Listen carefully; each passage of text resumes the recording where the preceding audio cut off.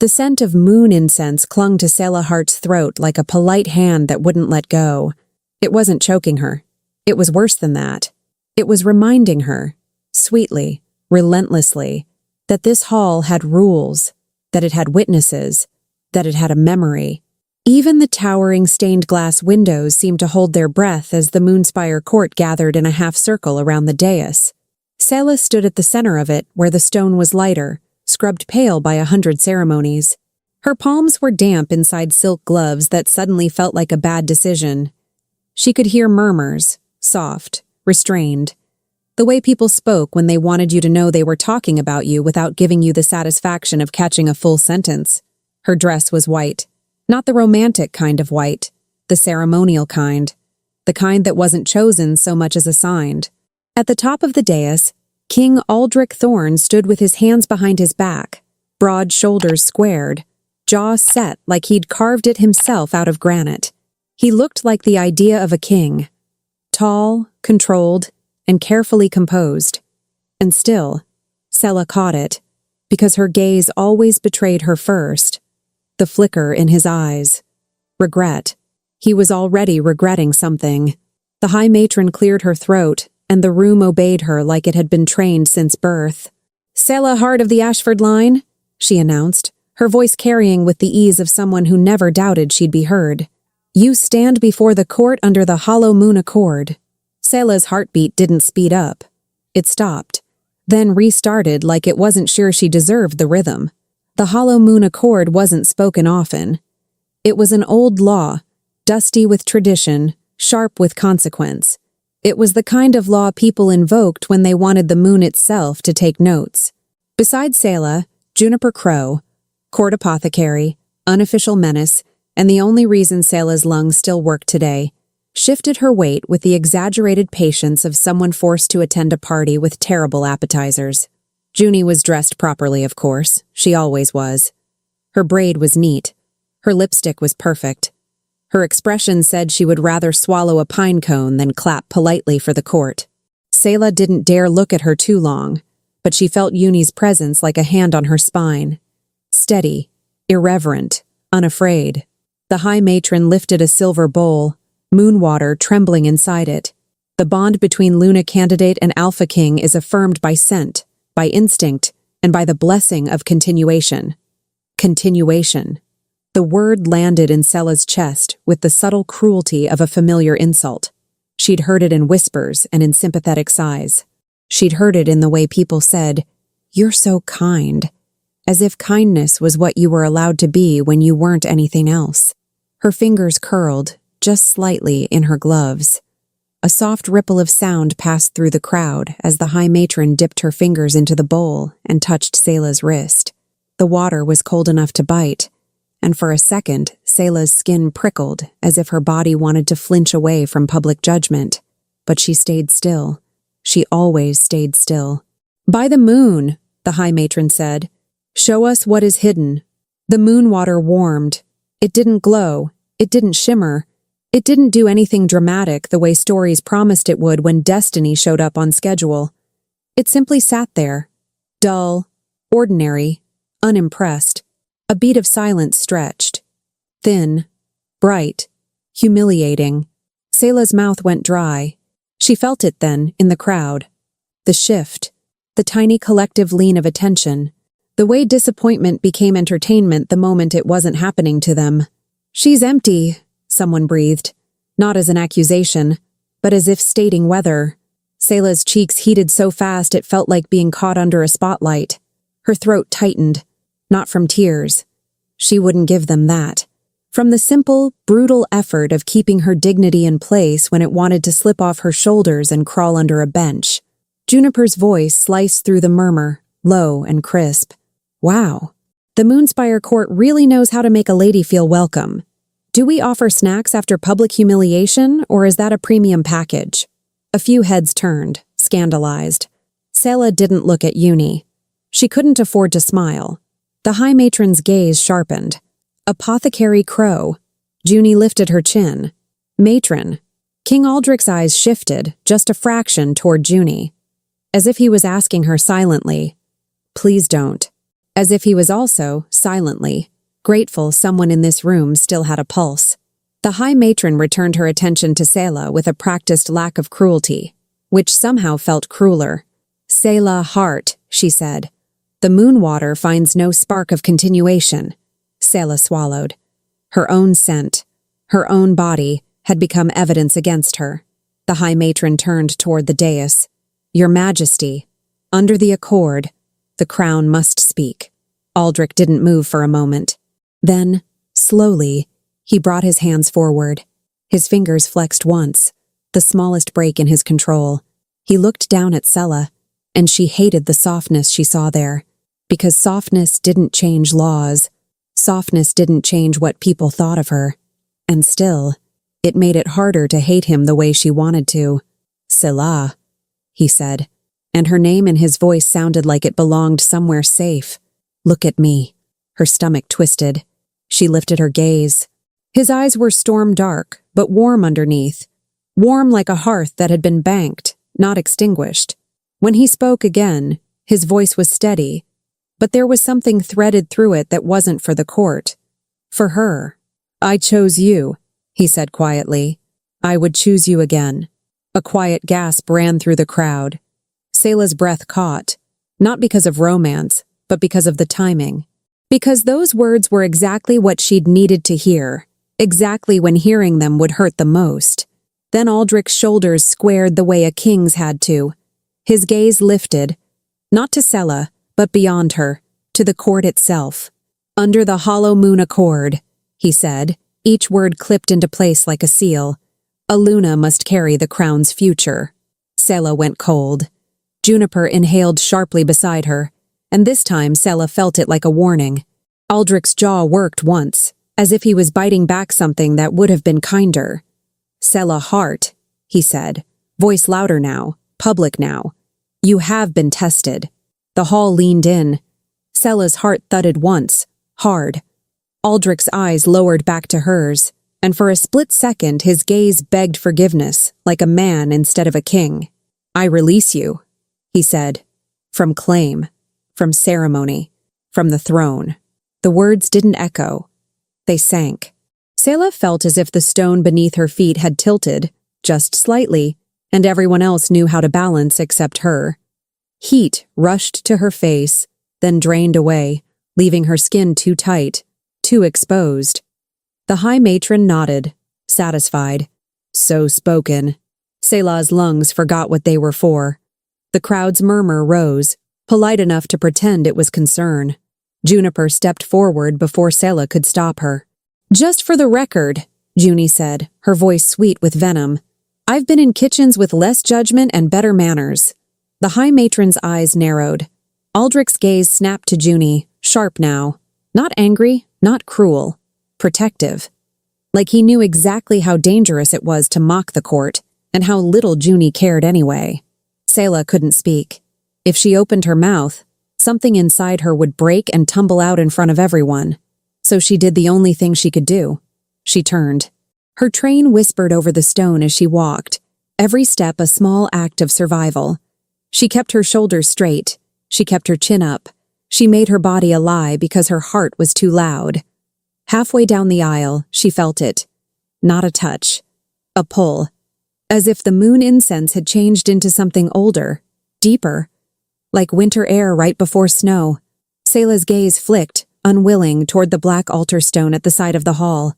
It was an old relic, rarely used, carved with 3 shallow grooves that looked like claw marks. The court called it the hollow stone. Children used to whisper that if you pressed your palm to it on the wrong night, the moon would answer with something you couldn't unhear. Selah wasn't supposed to go near it. Her feet altered course anyway. Juniper hissed under her breath. "Selah. No. That thing is basically a supernatural complaint box." Selah's fingers trembled as she reached out. The court's murmur shifted again. Confusion, sharp and curious. Selah placed her gloved palm against the cold stone. For a heartbeat, nothing happened. Then the hollow stone warmed. Not like sunlight, like breath. A sudden rush of sensation hit her. Not words, not thoughts, but raw impressions. the phantom weight of 3 small bodies curled close, the instinct to shelter, the sharp sweetness of milk scent that hadn't existed in her life until this exact second. Selah's knees threatened to buckle. Her other hand flew to her belly on pure reflex, as if she could hold the sensation in place. Behind her, someone whispered, "The accord." The high matron took a step forward. "Remove your hand." Selah couldn't. Because the hollow stone wasn't just warm now, it was pulsing, steady, triple beat, like a quiet drum line inside her bones. Aldrich's voice cut through the hall, rougher than before. "Selah." She turned her head, just slightly. He was staring at her hand on the stone as if he'd just watched the rules of his world bend without asking permission. Selah's breath shook, and in the center of her chest, where her shame had been sitting like a stone, something cracked open. Not hope. Not yet. Something wilder. Something that didn't ask for approval. Selah lifted her gaze, met the king's eyes, and whispered, so softly it was almost only for herself, "The moon heard you." Then the hollow stone flared with pale light, and the hall fell into stunned silence as if the court, for the first time in centuries, realized it had just witnessed the beginning of a story it couldn't control. The corridor outside the ceremonial hall smelled like cold iron and distant rain, as if the castle itself had exhaled after holding its breath too long. Selah didn't remember walking at first. She only remembered the sensation of air hitting her face, the sudden absence of eyes, and the way her legs kept moving on instinct, the same way she'd kept smiling through dinners that tasted like obligation. Behind her, the great doors of the hall remained closed. No one chased her. That should have been a relief. It wasn't, because silence had always been the court's favorite weapon. Let her leave. Let her imagine every whispered sentence. Let her carry the humiliation alone like a ceremonial crown made of thorns. Her gloved hand still tingled where it had touched the hollow stone. The sensation of 3 presences lingered in her body like an echo that refused to fade. It wasn't language. It wasn't thought. It was need. It was warmth. It was an animal certainty that something small and fierce had curled itself into her fate and decided it belonged there. Selah's breath came shallow as she turned a corner and almost collided with a suit of decorative armor. She caught herself on the wall, fingers pressing into cold stone. Juniper appeared a second later, moving fast in a way that didn't match her elegant braid or her perfectly pinned cloak. "Okay," Junie said under her breath. "I need you to do me a favor." Selah blinked, dazed. "What?" Juniper's eyes were bright with a dangerous kind of focus. "Do not," she said. "Walk back in there and apologize. I swear on every herb in my cabinet, if you grovel, I will personally haunt you. And I don't even believe in ghosts. That's how committed I am." A sound escaped Selah's throat. Small, broken, surprising. A laugh. It didn't feel good. It felt like her body had found a crack in the pressure and let air through. Juniper softened, just a fraction. "There she is," she murmured, as if Selah laughing meant Selah still existed. Selah pressed her palm to her belly again, unconsciously. The triple beat sensation was quieter now, but it hadn't disappeared. Juniper noticed the gesture. Her gaze sharpened. "Tell me you felt it too," she said, voice dropping. Selah swallowed. "I don't know what I felt." "Oh, that's adorable," Junie said flatly. "Because the entire court felt something, and they have the emotional range of decorative furniture." Selah's cheeks warmed again, but this time it wasn't shame. It was the strange, dizzy sensation of being seen by someone who didn't require her to be perfect. Juniper leaned in, lowering her voice further. "We need to move. Before the matron decides the best way to handle a miracle is to lock it in a room and label it inconvenient." Selah's stomach dipped. "They can do that?" Juniper's expression turned unimpressed. "Selah, sweetheart, this is the Moonspire Court. They'd try to put the moon itself on a leash if it showed up without an appointment." Selah's throat tightened again, but she nodded.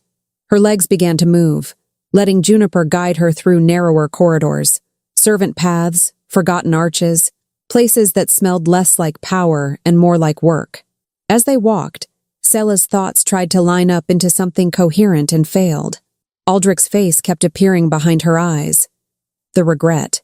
The way he'd said, "I chose you," like he wanted her to believe it even while he was breaking her in front of everyone. And then the hollow stone. That warmth. That triple pulse. Juniper pushed open a small door tucked behind a tapestry. Inside was a storage room that smelled of dried flowers and clean paper. Shelves lined the walls, stacked with jars of herbs, folded cloth, and sealed parcels. Juniper's territory. The one place in this castle that felt like it belonged to a real person. Juniper shut the door and pressed her back against it, exhaling. "All right," she said. "Now we can panic with dignity." Selah sank onto a stool, her knees suddenly weak. The silence in this room was different. It didn't judge. It simply held. Juniper crossed the space and crouched in front of her, taking Selah's hands in her own. The contact was firm, grounding, unapologetic. "Tell me exactly what you felt," Junie said. Selah stared down at their joined hands. Her gloves looked absurd now, like costume pieces from a life that wasn't hers anymore. It was like 3 sparks, she whispered. 3 little presences. Juniper's brows lifted. Not 1. Selah shook her head, throat thick. 3. Juniper leaned back on her heels, lips parting as if she was about to say something smart and cutting. Then she didn't. For once, her humor paused, and the weight behind her eyes showed. "The hollow moon accord," Juniper murmured. "The part nobody recites at ceremonies." Selah's breath caught. "There's more?" Juniper's laugh was sharp, humor returning like a blade sliding back into its sheath. "Of course there's more. Laws are always longer than the speeches men give about them." Selah blinked. Despite everything, the corner of her mouth twitched. Juniper stood, moved to a shelf, and pulled down an old book bound in gray leather. The edges were worn as if someone had opened it often and then pretended they hadn't. She flipped through pages, fingers quick and sure. "Here," she said, tapping a passage. "Hollow moon accord, clause of refusal." Selah rose slowly, stepping closer. The ink was faded, but the words were clear enough to stab. Juniper read aloud, voice low. "When a crowned alpha rejects a bound luna for perceived emptiness, and the rejection is spoken before witness and moon, the moon may answer. The rejected may be marked by the hollow stone and granted the return." Selah's skin prickled. The return. Juniper traced further down the page. "Granted not in human heirs," she emphasized, eyes cutting to Selah as if she was anticipating a misunderstanding. "But in the form of 3 moon whelps, spirit-bound wolfkin, loyal to the rejected, bound by instinct, and heard through the old tongue of sensation." Selah's chest tightened. Not fear. Something else. Something tender and fierce. "They're wolfkin," she whispered. Juniper nodded. "Not human," she said bluntly. "Not little people in fur coats. Actual magical wolf pups. Instinct, pack bond, teeth, appetite, the whole deal." Selah's breath trembled on the exhale, relief and shock tangled together. The sensations she'd felt, warmth, hunger, shelter, made sense in a way that didn't require her to force herself into a story she didn't recognize. Juniper turned the page again, and her expression shifted. "Uh-oh," Selah said faintly. Juniper glanced up. "I love that you know my facial expressions now," she said. "Hate what it means." She read, slower. "And with the return, the moon may send a crownscale, dragon bonded to the rightful seat of the throne, drawn to truth, repelled by false claim." Selah's pulse stuttered. "A dragon." Juniper closed the book with a soft thud. "Yep," she said. "A dragon. As in, wings, scales, dramatic presence, and the ability to make an entrance without caring about anyone's feelings." Selah's hands went cold. "That's impossible." Juniper lifted a shoulder. "So is a court with manners, and yet we keep hoping." Selah managed a breath that almost sounded like another laugh, but it didn't last.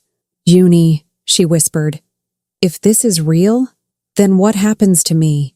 Juniper's gaze sharpened. turning practical in the way only someone who cared could be. "If the matron decides you're a threat to order," she said, "she'll try to control you. If she decides you're a miracle she can use, she'll try to display you like a trophy. Either way, you won't belong to yourself." Selah's stomach turned. Juniper stepped closer, voice softening. "But the accord doesn't just grant," she said. "It demands. The return means you are not done with this throne, Selah. It means you were dismissed publicly, and the moon publicly disagreed." Selah's throat burned. Aldrich's face flashed in her mind again. But this time it wasn't only regret. It was that moment when he'd looked at the hollow stone like it was rewriting his world. He didn't know. Selah whispered. Aldrich didn't know. Juniper's mouth twisted. "I'm not defending him," she said immediately, then paused. "But I'll say this. He looked like a man swallowing poison to keep you alive. And I don't say nice things about powerful men unless I've been bribed with pastries." Selah's eyes stung, and she blinked hard. Juniper reached for Selah's gloves. "Take these off," she said gently. "You don't need them in here." Selah let her. Her bare hands looked strange, smaller, more human, less ceremonial. Juniper squeezed her fingers once, then moved to a cabinet, opening it with the speed of someone who'd planned this moment without admitting she had. "I'm packing," Juniper said. Selah's breath caught. "Packing?" Juniper didn't look up. "Yes," she said. "Because staying here is a bad idea, and you deserve at least one good idea today." Selah's voice was small. "Where would we go?" Juniper hesitated for half a heartbeat. Then she said, "To a place the court can't control. To the edge of the Hollowwood, where old magic still remembers how to mind its own business." Selah's palm drifted again to her belly. The triple beat sensation stirred, faint but unmistakable, like 3 tiny sparks shifting closer to the warmth of her hand. Juniper noticed. Her eyes softened. "Yeah," she murmured. "We're going." Selah swallowed hard. "And Aldrich?" Juniper's expression sharpened into something almost kind, almost furious. "The king," she said carefully, "made his choice in front of everyone." Selah flinched. Juniper stepped closer. "Now," she added, voice dropping into a quieter truth, "you get to make yours in front of the moon." Selah's breath shook. Outside the storage room, the castle remained still, but not peaceful. Selah could feel the court's curiosity pressing through walls, searching for her like a scent trail. Juniper wrapped a cloak around Selah's shoulders, tugging it into place like armor. "Listen," Junie said, lips curving with that acid humor Selah clung to like a lifeline. "If anyone stops us, let me talk." Selah managed a whisper. "What will you say?" Juniper's grin flashed, sharp and iconic. "I'll say the truth," she replied, "which is that this castle has plenty of stone, plenty of titles, and absolutely no business trying to own the moon." Then she opened the door. And as Selah stepped into the corridor, the torches along the wall flickered, one after another, as if something unseen had just passed through the air, curious and ancient, following the scent of a law waking up after centuries of silence. Selah pulled her cloak tighter, her bare hand resting over the place where those 3 instinctive sparks pulsed like a promise she didn't understand yet. Somewhere deep in Moonspire, a low, distant sound rolled through the stone, too soft to be a roar, too deep to be a groan. It felt like a sleeping creature turning in its dreams, and Selah realized with a dizzy, impossible certainty that she hadn't simply been rejected. She had been answered. The night air outside Moonspire tasted different, less like incense and more like honest cold. Selah didn't realize how tightly she'd been holding her breath until the castle's outer corridor gave way to a narrow service stair and the first clean gust slipped under her cloak. It raised goosebumps along her arms, as if her skin itself was trying to wake up. Juniper moved ahead with the confidence of someone who had absolutely never been paid enough to be this useful. A ring of keys hung from her belt, and the sound was oddly comforting. Small metal assurances clinking with every step. "Just so we're clear," Juniper murmured, keeping her voice low, "if anyone asks, we're not fleeing. We're aggressively relocating." Selah's lips twitched, but her throat still hurt too much for a real laugh. Her hand drifted back to her belly anyway, like her body had developed a new habit without consulting her. The triple beat sensation stirred, faint and familiar. Not words, not thoughts, just 3 tiny pulses of instinct.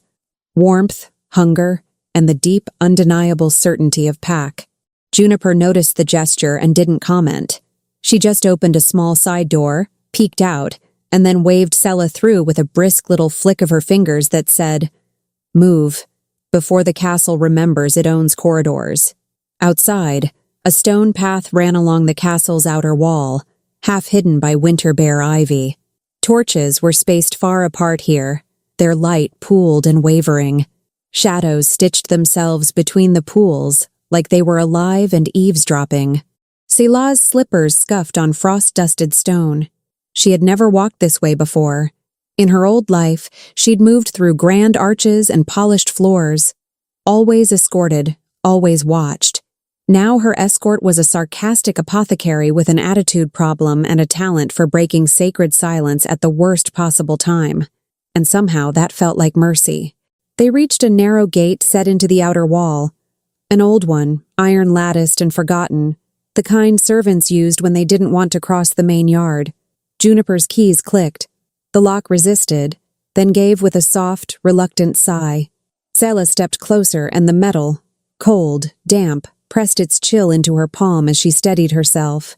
A sound carried from the main yard. Not footsteps, not shouts.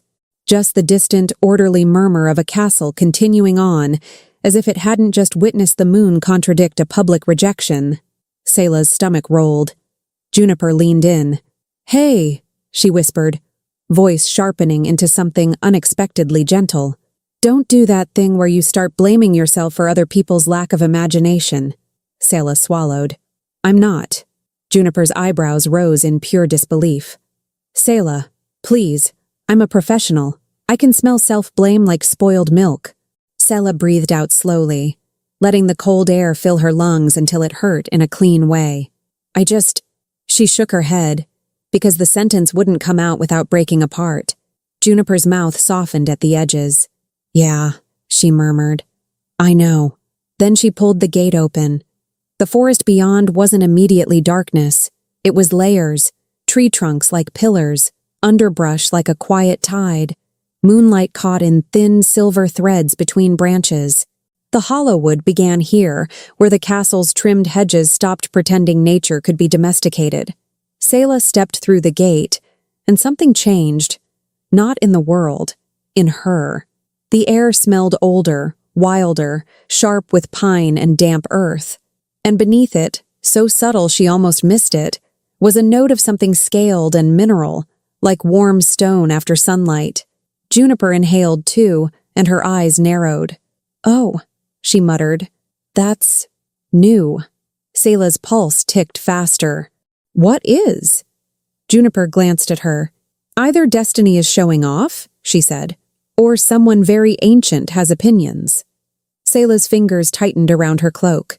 She forced herself to take another step, then another, letting her body remember movement that wasn't ceremonial. Behind them, the gate clicked shut. The sound landed like a period at the end of a sentence. Juniper started down the narrow path that wound into the trees. Selah followed, her breath fogging in front of her. Their footsteps made soft, careful crunches on frost and fallen leaves. After a few minutes, Juniper slowed and then stopped. She tilted her head as if listening to something Selah couldn't hear. Selah's stomach tightened. "What?" "Shh," Juniper whispered. "Not because I'm being dramatic. Because I would like to remain alive long enough to say, 'I told you so' later." Selah froze. The forest was quiet. Too quiet. Not the peaceful quiet of safety. The alert quiet of a place holding still. Then Selah felt it. 3 small surges inside her, like sparks flaring close to her ribs. Playfulness. Caution. A sudden, sharp burst of energy that tasted like the urge to run. Selah's breath caught. "They're here," she whispered, though she didn't know how she knew. Juniper's eyes flicked over Selah's face. "Okay," she breathed. "So the moon really did send you a starter pack." Selah's lips parted. and for a second she forgot how to blink. Moonlight pooled between two trees ahead, thicker than it should have been, almost liquid. The air inside it shimmered, as if the light had weight. And then three shapes pushed through, not like humans stepping out of a doorway, like wolves being poured into the world. They were small, pup-sized, yes, but unmistakably wolfkin, their bodies compact and balanced, their paws too large for their frames in that endearing animal way that promised clumsy enthusiasm. Their fur wasn't ordinary either. It caught the moonlight with an unnatural sheen, silver-edged as if the night had drawn them with a careful hand. They didn't look at Selah like people. They looked at her like pack. The first, energetic, bounded forward immediately, nose to the ground, then up, then side to side, taking in everything with ravenous curiosity. It circled Selah's boots and pressed its head briefly against her shin, as if tagging her with scent it couldn't actually produce yet. A wave of sensation hit Selah. Warmth, belonging, the immediate certainty of mine and safe. The second, reserved, came out more slowly. It paused in the moonlit patch, ears flicking, gaze scanning the trees and then the two women. Not afraid exactly. More like measuring. The impression that flooded Selah wasn't words, but a careful, steady question. Is this place secure? Is she secure? Selah's breath trembled as if her body wanted to answer out loud. The third, playful, trotted forward with a swagger that didn't match its size. It promptly sat down, stared at Juniper's boots, and then, with perfect audacity, tried to tug on a dangling lace. Juniper stared back, deadpan. Absolutely not, she told it. I don't care what celestial claws you crawled out of. You are not eating my footwear. The playful one sneezed, tiny, offended, then tried again. Selah's laugh burst out of her before she could stop it. It was quiet, surprised, and it left her throat aching in the best way. Juniper's head snapped toward her. There it is, she said triumphantly. The sound of you remembering you're not made of porcelain. Selah crouched slowly, careful not to startle them. The energetic one immediately leaned into her, pressing its small body against her knees, tail wagging in a fast animal blur. The reserved one stayed back half a step, watching her hands with sharp attention. The playful one finally abandoned Juniper's lace and sniffed Selah's hair with the bold intimacy of a creature that had decided rules were optional. Selah lifted her fingers, letting them smell her without forcing contact. A rush of impressions flowed into her. Milk-sweet hunger, the desire to curl up somewhere warm, the primal satisfaction of being near her. Her eyes stung, not because they were cute, though they were, not because this was convenient, because it wasn't, because something deep inside her, something the court had tried to label empty, was being claimed by instinct. Juniper shifted behind her, voice softening. They're not human, she said quietly, as if reminding Selah of the difference mattered for keeping her grounded. They're wolfkin, familiar magic, pack-born. Selah nodded, swallowing hard. I know, she whispered. And she did. She knew it in the way their minds felt. Not minds, not really. More like raw inner weather translated into sensation. Hunger like a tug, loyalty like heat, fear like a sudden chill. No speeches, no moral lessons, just truth. The energetic pup suddenly bumped Selah's hand with its nose, then yipped, high, sharp, when her fingers brushed its fur. The sensation that flooded Selah wasn't pain. It was delight, a wild burst of more and again, like a creature discovering affection as a physical fact. Selah's laugh broke free again. All right, she whispered, voice shaking. All right, I'm here. Juniper exhaled, and Selah realized the apothecary had been holding her own breath too. Okay, Juniper announced, brisk again, as if emotion was a thing she only tolerated in small doses. We need shelter before the night gets colder. You three. She pointed at the pups, then paused, as if realizing how ridiculous it was to point at wolfkin like they'd take meeting minutes. Actually, never mind. Do whatever you want. That seems to be your brand. The reserved one flicked an ear. The playful one sat down again, clearly pleased with itself. Selah rose slowly, her knees stiff, and the energetic pup immediately trotted at her side, as if it had always belonged there. They moved deeper into the Hollowwood, following a faint trail Juniper seemed to know by instinct. The trees grew closer, their branches knitting overhead. The moonlight thinned into stripes. And then, without warning, Selah felt a new presence. Larger, heavier, and unmistakably not wolfkin. The air warmed, subtly.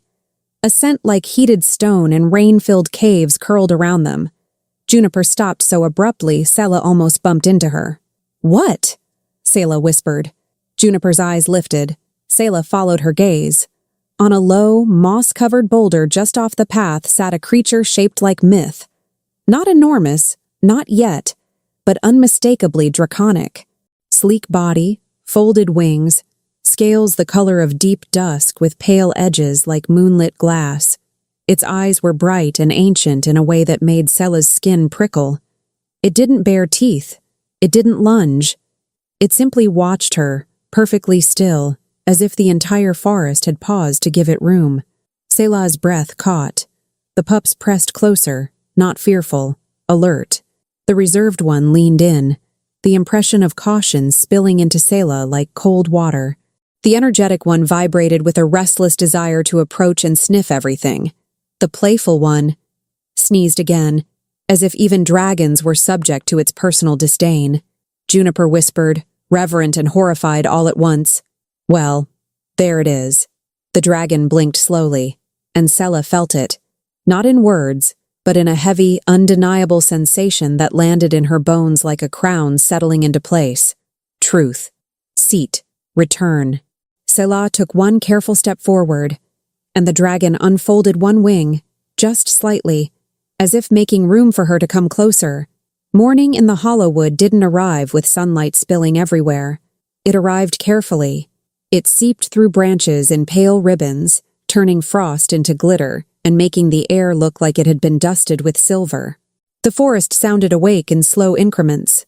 A distant bird call, the soft shift of something small in the underbrush, the whisper of leaves turning over as if they were stretching. Selah opened her eyes to warmth. Not the warm, artificial heat of Moonspire's fireplaces. This warmth was alive, shared, earned, close. Her cloak had been spread beneath her like a makeshift blanket, and 3 wolfkin bodies were pressed against her side in a compact, instinctive pile that felt less like cuddling and more like a living promise of pack. Their breathing was steady. Their fur tickled her wrist.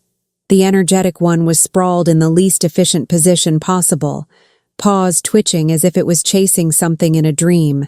The playful one had wedged itself near Selah's elbow, and every so often its tail gave a tiny thump against her sleeve. The reserved one lay slightly apart, close enough to touch, far enough to watch. Head resting on its paws, eyes half open even in sleep. Selah didn't move right away. She let herself stay still, absorbing the quiet. And with the quiet came the bond. It didn't feel like conversation. It felt like sensation braided into her awareness. The prick of hunger, the comfort of closeness, the satisfaction of being under trees instead of under chandeliers. Selah swallowed, her throat tight with something that wasn't grief anymore. It was purpose.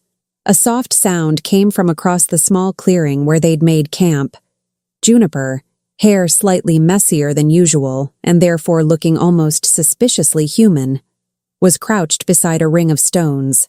A small flame flickered there, controlled and modest, more like a determined candle than a bonfire. Juniper glanced over and caught Selah awake. "Oh, good," she said, voice dry. "You're alive. I'd hate to carry your ghost back to Moonspire. The court would absolutely make me fill out paperwork." Selah's lips parted on a quiet laugh. It was still strange, laughing after yesterday. Juniper stood and stretched, then pointed at the pups without approaching, as if she respected that they were animals and not ornaments. "Your moon whelps have already attempted to steal 3 things," she announced. 1, my dried meat. 2, my hairpin. 3, my dignity. I'm not getting the first 2 back, but I'm fighting for the 3rd. The playful one yawned, which somehow looked smug. Selah shifted carefully, easing herself up so she didn't jostle them. The energetic one immediately rolled onto its side and bounced back up as if sleep had been a rumor. The bond pulsed, bright, eager. Food. Now. Selah exhaled. "All right," she murmured, and the words weren't a command. They were an agreement. She reached into Juniper's satchel, slowly, letting the pups watch her hands. Juniper had packed practical things: cloth, herbs, a water skin, and strips of dried meat that smelled smoky and clean. Selah tore a small piece and offered it on her palm. The energetic one pounced with the enthusiasm of a creature that believed time itself was edible. Its teeth were small, sharp, efficient. Wolf teeth, not human anything. It didn't nibble politely. It grabbed, tugged, and then chewed with single-minded focus. A surge of satisfaction washed through Selah, simple and pure. The reserved one approached next, more cautiously. It sniffed her hand, inhaling her scent like it was collecting information, then accepted the meat in one smooth motion and stepped back to eat while facing outward, as if guarding the clearing. The playful one took its piece and then immediately tried to bury it under Selah's cloak, pawing at fabric as though it were soil. Selah stared. Juniper stared harder. Respectfully, Juniper said to the playful one, "You are the reason ancient magical laws need fine print." Selah laughed again, a real laugh this time, short, breathy, disbelieving. The sound seemed to loosen something in her chest. For the first time since the ceremony, she felt the tight grip of shame relax, just slightly, as if the Hollowwood itself didn't recognize her as defective. It recognized her as pack. Juniper crouched beside the fire again and began to boil water in a small tin cup. The scent of herbs rose, peppermint and something earthy. "Drink," Juniper ordered, holding the cup out. "You need it." Selah accepted it, hands warming around the metal. The tea tasted sharp and clean and grounding. When she swallowed, the bond with the pups shifted, hunger settling, attention widening. The energetic one nosed at Selah's knee, then darted toward a patch of sunlight as if it had decided beams of light were prey. The playful one trotted after it, tail high, clearly thrilled by the existence of chasing. The reserved one stayed close, gaze fixed on the trees. Selah followed its attention and felt it too, a subtle tension in the air. Not danger exactly, but the awareness of being watched. She turned her head slowly. The dragon was still there. Not on the boulder now. Closer. It sat at the edge of the clearing like a sentinel that didn't need permission. Its scales caught the morning light in quiet gradients, dusk to silver. And when it blinked, Selah felt that heavy sensation again. Truth pressing into her bones. It wasn't telepathy like the pup's bond. It was something older, like a verdict. Juniper, to her credit, didn't scream. She did, however, mutter, "I would like the record to show that I did not sign up for a morning audience with a royal lizard."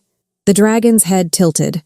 Selah's breath caught, and she realized she wasn't afraid the way she expected to be. Her body was tense, yes, alert, but underneath it was a strange, steady pull, like the creature belonged to the same sentence as the hollow stone. Selah rose slowly and took a careful step toward it. The reserved pup immediately moved with her, positioning itself near her ankle. Close, guarding, the impression of loyalty tightening around Selah's ribs like a belt. "It's okay," Selah whispered, not to reassure the dragon, but to steady herself. The dragon's chest rose and fell once, a slow breath that warmed the air. Selah extended her hand, not fast, not demanding, just offering. The dragon leaned forward and pressed its forehead, smooth scales, cool at first, against her palm. A rush of sensation hit Selah so strong she swayed. Stone corridors, a throne carved with crescent motifs, the weight of a crown, not metal, but responsibility. And then, like a door opening, a different sensation, a woman's presence in the castle, sharp and hungry in the way ambition smelled. Not blood, not violence, just want, raw and possessive, directed at the empty space Selah had been forced to leave behind. Selah's fingers curled reflexively against the dragon's scales. Juniper's voice cut in, softer now. "Selah?" Selah blinked, pulling herself back into the clearing. It's showing me things, she whispered. Juniper stared at the dragon, then at Selah, then sighed like the universe had personally inconvenienced her. Of course it is, she said. Because why would the moon send you a normal sign like a nice breeze and a sense of closure? The dragon withdrew its head slightly and then, slowly, deliberately, lowered itself to the ground. It folded its wings. It settled at Selah's feet like it had decided with absolute certainty that this was where it belonged. Selah's throat tightened. She looked down at it, stunned by the simplicity of the choice. The pups approached in a loose triangle, energetic first, then playful, then reserved, sniffing the dragon's scales with the seriousness of animals evaluating a new member of pack territory. The energetic one bounced back, satisfied. The playful one tried to step on the dragon's tail and then leapt away as if it had done something very brave. The reserved one held still, then nudged the dragon's shoulder once and retreated. Decision made. Acceptance flowed into Selah through the bond. Warmth, approval, the primal sense of ours. Selah's eyes burned. She pressed her hand to her chest as if she could hold herself together by force. I don't understand, she whispered.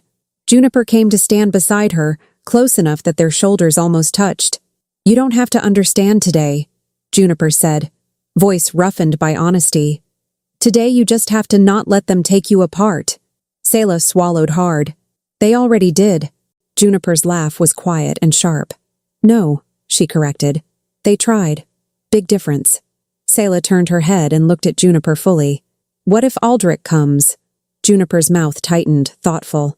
He might, she admitted. But if he does, it won't be because he wants to own you. He looked at you in that hall like he was watching himself fail you. Selah's breath trembled. Juniper lifted a finger as if making a point in court, except her court was a mossy clearing and an audience of wolfkin and a dragon. And if the king has a functioning brain, she added, he'll understand something very simple. What? Selah whispered. Juniper's eyes flicked to the dragon curled at Selah's feet, then to the pups circling her legs. You're not returning to beg, Juniper said. If you return at all, it'll be to reclaim. The words hit Selah like a bell inside her ribs. Reclaim. Not revenge, not cruelty, not spectacle. Reclaim. Selah's hand drifted again to her belly and the bond pulsed. 3 small beats, steady and insistent, like a future tapping on the inside of the present. The energetic pup suddenly darted to the edge of the clearing, ears pricked. The reserved one stiffened, gaze fixed outward. The playful one paused mid-trot, as if even it had decided this moment deserved seriousness. Selah felt it too, a new scent carried on the wind, familiar, storm-dark, threaded with restrained warmth. Aldrich, not close enough to see, close enough to be real. Juniper's voice dropped to a whisper that somehow still carried attitude. Well, she murmured, if we're about to have a royal apology tour, I'd like to request refreshments and a chair. Selah's heart pounded, but she forced her shoulders back. She stepped forward, toward the trees, toward the scent, toward whatever came next, while the dragon lifted its head behind her, eyes bright, and 3 wolfkin bodies pressed close to her legs like living courage. And from just beyond the last line of trunks, a low voice spoke her name. Not as an order, but as a question that sounded like a man offering her a choice. Selah? Aldrich's voice carried through the trees like a low note struck on stone, steady, careful, and restrained in a way that made Selah's pulse stumble. Selah? She didn't answer right away. She stood at the edge of the clearing with frost under her boots, cloak pulled tight, one hand hovering near her belly as if her body had decided that was where courage lived now. The dragon behind her shifted slightly, scales whispering against moss. The wolfkin pups pressed close in 3 different ways at once, the energetic one vibrating with an urge to sprint straight toward the scent, the reserved one leaning into Selah's shin with quiet vigilance, and the playful one doing a slow, suspicious circle like it was inspecting the forest for hidden nonsense.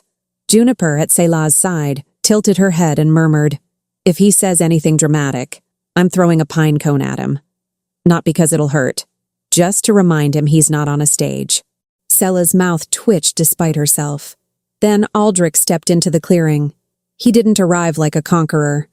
He arrived like a man who had walked too far in the dark and still wasn't sure he deserved the light. His cloak was plain, his hair tousled by wind, and his hands were empty and visible at his sides. No guards, no ceremony, only him. His gaze landed on Selah and stayed there, as if the rest of the world had been reduced to background noise. For a heartbeat, the muscles in his jaw tightened, and Selah saw the same thing she'd seen on the dais: regret, real and raw, held back by a king's stubborn pride. Then his eyes flicked down. To the pups. The energetic one took one look at him, decided he was fascinating, and bounded forward with absolute confidence. It didn't bow. It didn't defer. It ran straight up to Aldrich's boots and sniffed with the intensity of an animal collecting the entire truth through scent alone. Aldrich froze. Selah felt it through the bond as a flare of impressions: curiosity like a bright spark, excitement like warm milk, and a sharp note of, mine? That wasn't human possessiveness, just pack instinct searching for the shape of belonging. The reserved pup remained with Selah, eyes narrowed, posture calm but ready, as if it had appointed itself the official guardian of Selah's dignity. The playful one sat down, stared at Aldrich, and gave a tiny, disdainful huff. Juniper whispered, delighted, "Oh, that one's mine. I'm adopting it emotionally." Aldrich swallowed.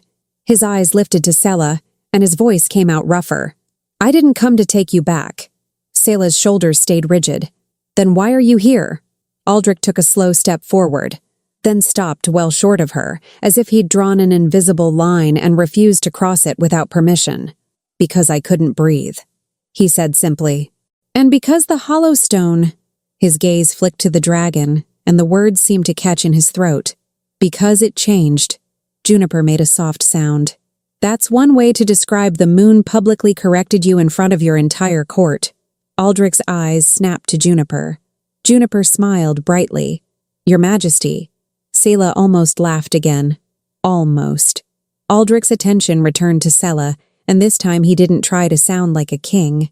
He sounded like a man who had finally run out of pride to hide behind. "I released you because the accord required the crown to speak," he said, "but also because the High Matron was going to bind you." Selah's stomach tightened.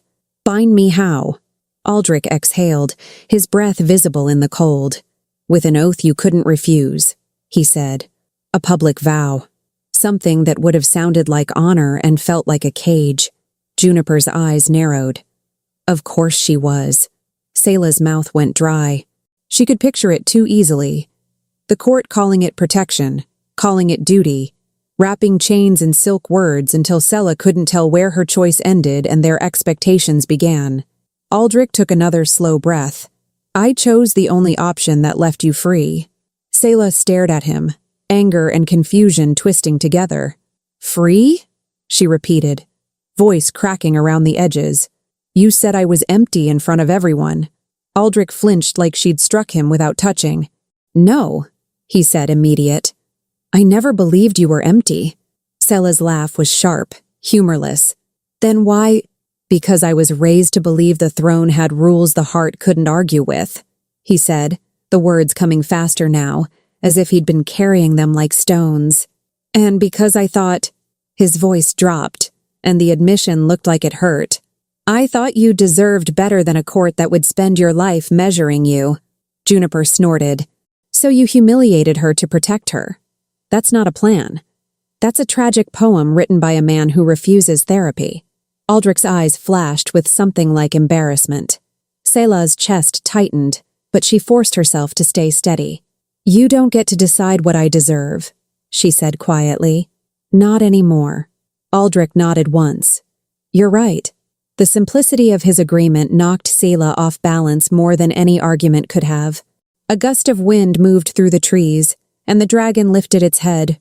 The air warmed subtly again, that scent of heated stone curling through the clearing like a warning and a witness. Aldrich's gaze shifted to it, cautious, respectful. The dragon didn't bare teeth. It simply watched him, eyes bright as truth. Aldrich lowered his chin slightly, not a bow, not submission, but acknowledgement.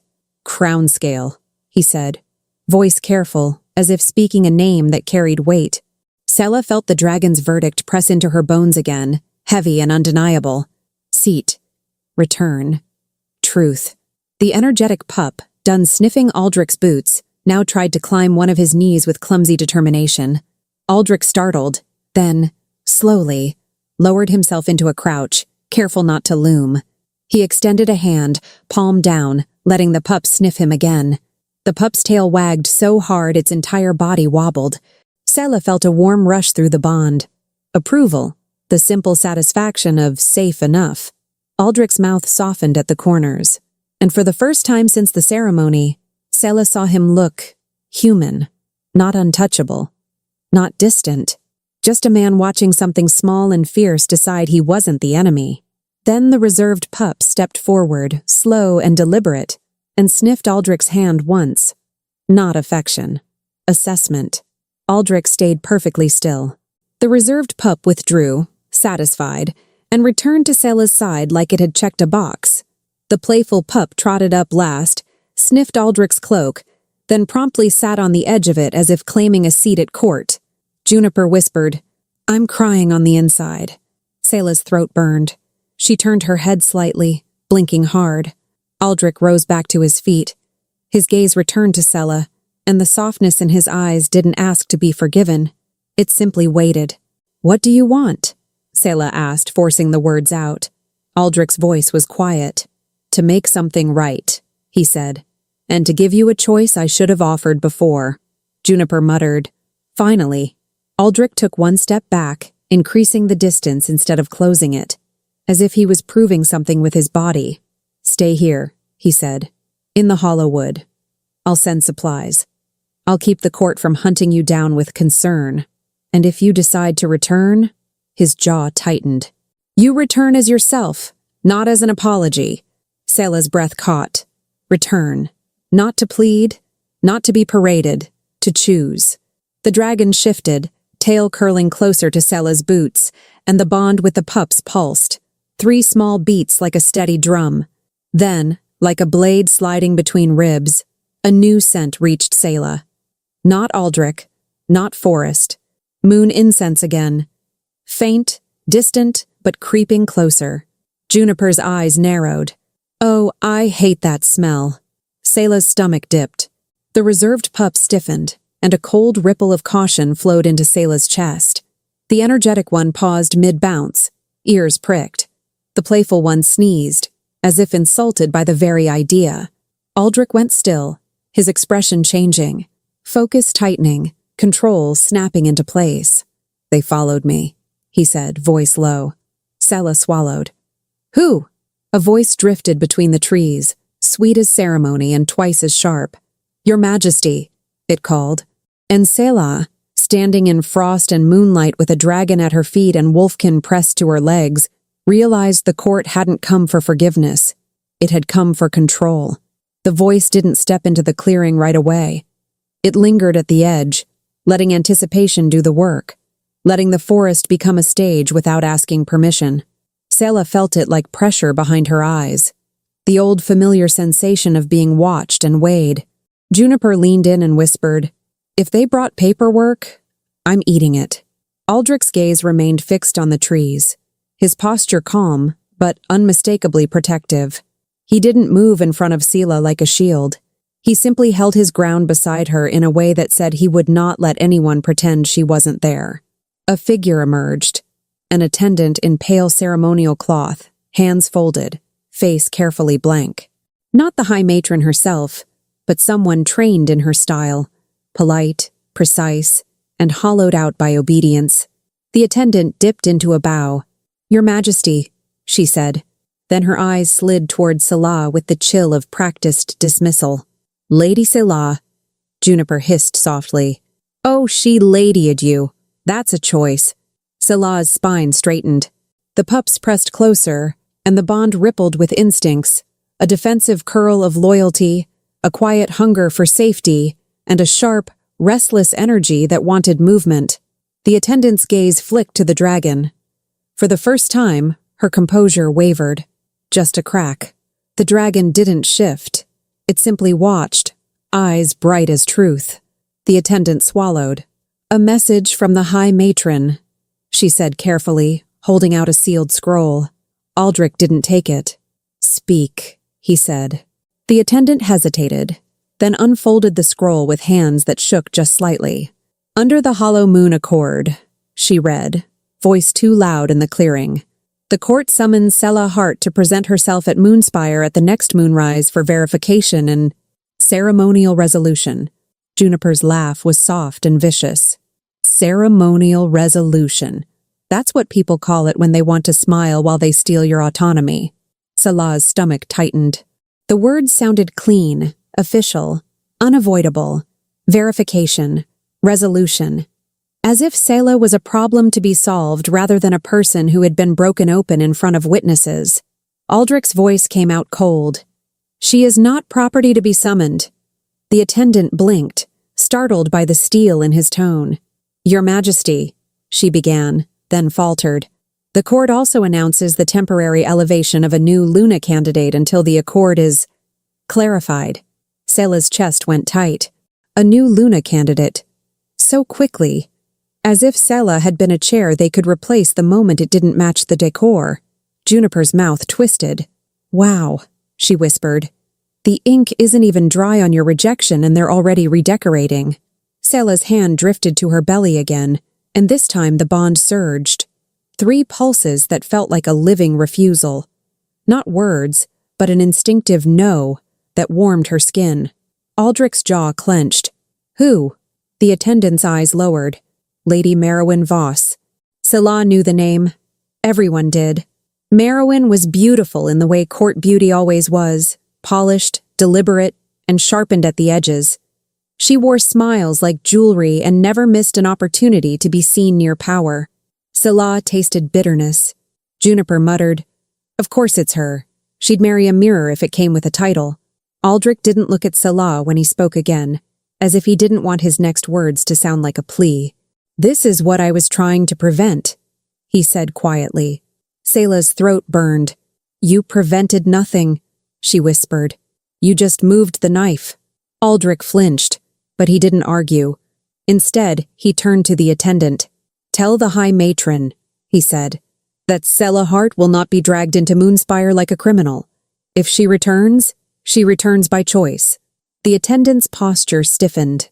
"Your Majesty, the court will interpret refusal as fear," Juniper cut in brightly, smiling as if she were offering tea. "Which is adorable, because if the court is afraid of a woman in a cloak with 3 wolfkin and a dragon, that tells me everything I need to know about their confidence."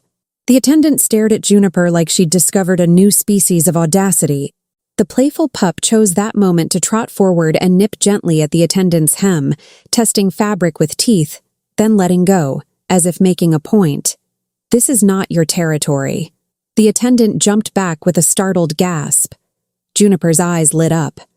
"Yes," she whispered, delighted. "Unionized." Selah's lips parted on a breath that could have been a laugh or a sob. The reserved pup moved in front of Selah's boots, posture low and steady, eyes fixed on the attendant with calm authority. Through the bond, Selah felt a cool, clear instinct. Boundary. Mine, not yours. The energetic one circled Aldrich, sniffing him again, then darted back to Selah's side as if deciding the pack formation needed regular updates. The attendant backed away, keeping her eyes on the dragon now. "I will deliver the message," she said quickly, and the words sounded less like power and more like escape. When she disappeared into the trees, the clearing exhaled. Selah realized her hands were shaking. Aldrich turned toward her slowly, giving her time to step away if she wanted. "Selah," he said quietly, "if you go back, they will try to break you into something convenient." Selah lifted her chin. "They already tried," she said. Aldrich's eyes held hers, storm dark and steady. "And you survived it," he said. "But I won't let them do it again." Juniper made a soft, impatient sound. "Okay," she said. "I'm going to say something unromantic but deeply necessary. We need a plan." "Oh," Selah looked at her. Juniper pointed vaguely toward the castle, as if the idea offended her. "They're calling it verification," she said, "which means they'll want you standing in the center of that hall again while everyone pretends their curiosity is compassion." Selah's stomach turned. Juniper's voice softened, just a fraction. "But this time," she added, "you won't be alone. You have 3 wolfkin who think you're pack, a dragon who thinks you're rightful, and a king who is learning, very slowly, that you can't rule anything if you can't respect the woman beside you." Aldrich's jaw tightened, like the truth stung. "She's right." Selah's breath shook. She stepped closer to the dragon and rested her palm against its scales again. The sensation that answered wasn't comfort. It was certainty. Heavy, immovable, and strangely gentle. Seat. Return. Truth. And beneath it, like a hidden ember, a warning. False claim. Selah swallowed hard. "Merowyn," she whispered, tasting the name like ash. "If she stands where I stood," Juniper snorted, "she'll smile, she'll pose, she'll try to make the throne love her." Selah closed her eyes briefly. The bond with the pup surged. Hunger, loyalty, and a prickling edge of fear that wasn't panic.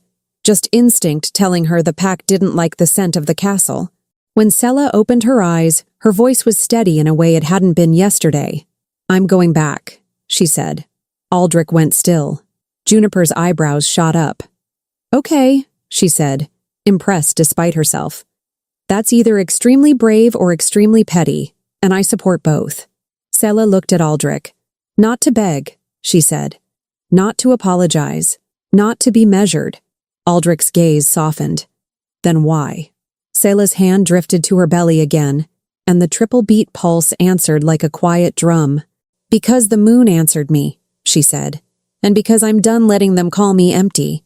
The dragon lifted its head, eyes bright. The reserved pup leaned into Selah's leg, steady as a vow. The energetic pup bounced once, as if cheering without understanding the details. The playful pup sneezed at Aldrich, then sat down like it had officially approved the decision. Juniper crossed her arms. "All right," she declared. "If we're reclaiming a throne, I'm setting ground rules. 1. Nobody humiliates Selah again. 2. If anyone says ceremonial resolution with a straight face, I get to laugh out loud. 3. Your Majesty," she looked at Aldrich, "you will not do that thing where you sacrifice your feelings on the altar of tradition. It's unattractive, and I will bully you." Aldrich stared at her for a long moment, then, astonishingly, inclined his head. Understood. Selah's breath hitched, and for a moment the space between her and Aldrich felt charged with something fragile and real. He didn't reach for her. He didn't demand anything.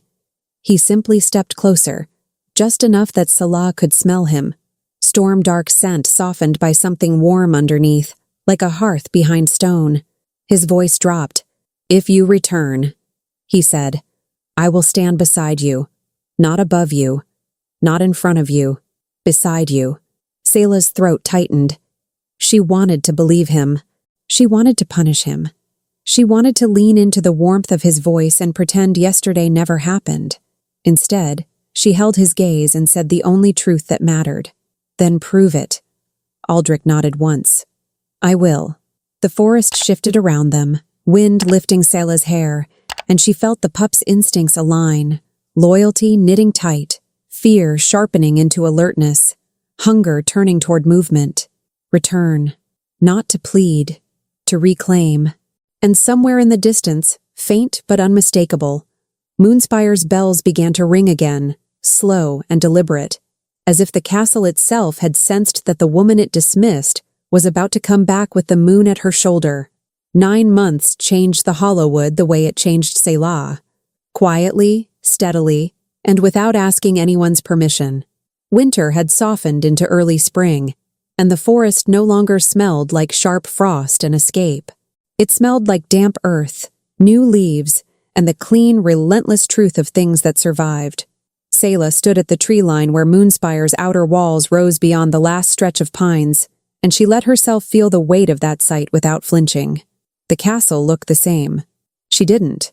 Her cloak hung differently on her shoulders now, shaped by a body that carried a deep, unmistakable heaviness low in her abdomen. Life. Yes. But not human life. Not delicate and storybook. This was wolfkin life. 3 whelps bound by old magic, their instincts already braided into her bloodstream like a second pulse. Even before she reached for the bond, she felt them. A playful surge that tasted like mischief and movement. A reserved steadiness, cool as stone, that wanted safe ground and a clear exit. An energetic thrum that kept nudging her forward, forward, forward, like momentum had become a personality. Selah pressed her palm to her belly, and the impulses answered. Not in words, never in words, but in sensory certainty. Pack, home, territory, hungry. At her side, Juniper adjusted the strap of a satchel that looked ordinary until the air shimmered faintly around it. "All right," she muttered, eyes narrowed at the castle. "We do this clean. We do this calm. And if anyone says something smug, I will smile politely while imagining them as a decorative lamp." Selah glanced at her. "A lamp?" Juniper's mouth twisted. "Lamps are useful," she said. "It's the highest compliment I can offer certain people." Behind them, the dragon waited like a quiet verdict. It was bigger now. Still not the kind of colossal creature that blocked out the sky, but large enough that its presence bent the world around it. Its scales held that same dusk-to-silver gleam, and when it blinked, Selah felt the familiar pressure settle into her bones. Truth. Seat. Return. Aldrich stood a few steps away, giving Selah space as if space was a language he'd learned to speak fluently these last months. He wore no crown. He hadn't brought banners. He'd come the way he always came to the Hollowwood now. Alone, hands visible, scent carrying that storm-dark warmth that no longer made Selah's chest ache in pure pain. It made it ache in something complicated. "You don't have to do this today," he said quietly. Selah didn't look at him right away. She kept her gaze on the castle walls. "If I don't do it today," she replied, "they'll choose the day for me." Aldrich's jaw tightened. "I won't let them." Juniper made a small, disgusted sound. "He says that like the court listens to won't, it doesn't. It listens to can't." Selah breathed out, a slow, steady release. "Then we give them can't." The energetic thrum inside her belly surged as if approving the phrasing. The playful impulse followed with a flash of smug satisfaction, like the whelps had just decided Selah's tone was properly dominant. Juniper's eyebrows lifted. "Oh, look at you," she murmured. "You're doing it. You're becoming terrifying in a tasteful way." Selah's lips twitched. "I'm pregnant," she said. "I don't have the energy to be subtle." Juniper's grin turned sharp and proud. "That's my girl." They moved. The walk up the main road to Moonspire felt longer than it used to. Not because the distance had changed, but because Selah's senses were awake now. Every scent carried meaning. Every sound came with echoes. Even the cobblestones under her boots felt like memory. Cold stone that had once held her humiliation and would now hold her return. At the gate, 2 sentries stiffened. One opened his mouth, caught sight of the dragon's silhouette behind Selah, and promptly decided silence was a respectable choice. The other bowed so fast he nearly headbutted his own dignity. Juniper leaned in. "I love it when people rediscover manners," she whispered. Inside the courtyard, the world paused. Servants froze mid-step. Courtiers turned too quickly, then tried to pretend they hadn't. A ripple moved through the space. Not fear, exactly, but astonishment dressed up as decorum. Selah felt 3 pulses inside her belly. Pack alertness, a quick flare of hunger, and a reserved, steady watch them that cooled her skin. Aldrich walked beside her without touching her, but his presence was there like a solid wall at her shoulder. When Selah glanced at him, she saw tension in his posture. Not possessive, not controlling. Protective in the only way she'd let him be now. Ready, quiet, respectful. They reached the great doors. A familiar scent hit Selah as soon as the doors opened. Moon incense. Her throat tightened. Juniper's voice went soft and lethal. "Ah," she murmured, the smell of tradition trying to pretend it's holy. The ceremonial hall had been prepared again. Of course it had. The court didn't know how to exist without staging itself. And there, near the dais, dressed in pale silver that caught every torch flame, stood Merowyn Voss, beautiful, polished, smiling as if she were already practicing her portrait. Her gaze slid to Selah's belly, and the smile sharpened by a fraction. "Lady Selah," Merowyn said smoothly, voice carrying just enough sweetness to be poisonous. "You look, well." Juniper's whisper landed at Selah's ear. "If I had a coin for every time a woman said, 'You look well,' like it's a threat, I'd own this castle and turn it into a library." Selah kept her voice calm. "Lady Merowyn." Merowyn's eyes flicked to Aldrich. "Your Majesty," she purred. "I'm relieved you've returned. The court has been unsettled." Aldrich's expression didn't change. "The court will survive discomfort." Merowyn's smile held, but her fingers tightened around the edge of her sleeve. She looked past Selah again, toward the dragon now visible through the open doors. For the first time, Merowyn's composure visibly faltered. Selah felt the dragon's steady verdict press down again, like gravity deciding what mattered. Then the High Matron entered. She didn't rush. She never rushed. She arrived as if the entire world existed to receive her. Her gaze landed on Selah, slid over her as if assessing furniture, and then paused, just briefly, on Selah's belly. There was satisfaction in the matron's eyes, disguised as solemnity. "Selah Hart," she said, voice ringing through the hall. "You return under summons." Selah stepped forward, and she did not lower her head. "I return by choice." A tiny murmur moved through the crowd. Juniper leaned in, stage whispering with malicious delight. "Oh, that's going to ruin someone's afternoon." The High Matron's eyes narrowed. "You will present yourself for verification," she said. "The court must determine the nature of this condition." "Condition." Selah's chest tightened. Aldrich's voice cut in, low and sharp. "You will speak of her with respect." The matron's gaze slid to him, cool and patient. "Your Majesty," she replied, "respect is earned." Selah's pulse thudded.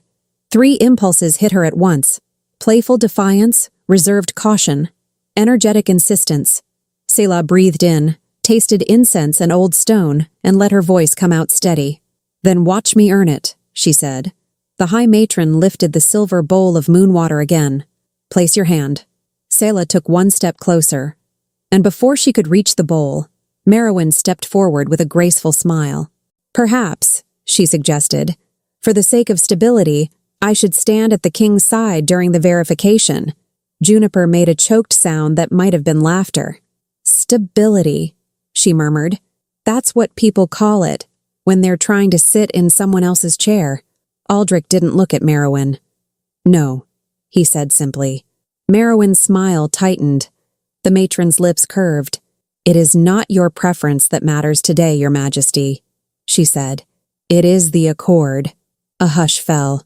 Selah's stomach rolled, not from fear, but from the sharp memory of being told her feelings didn't matter. The hall leaned in.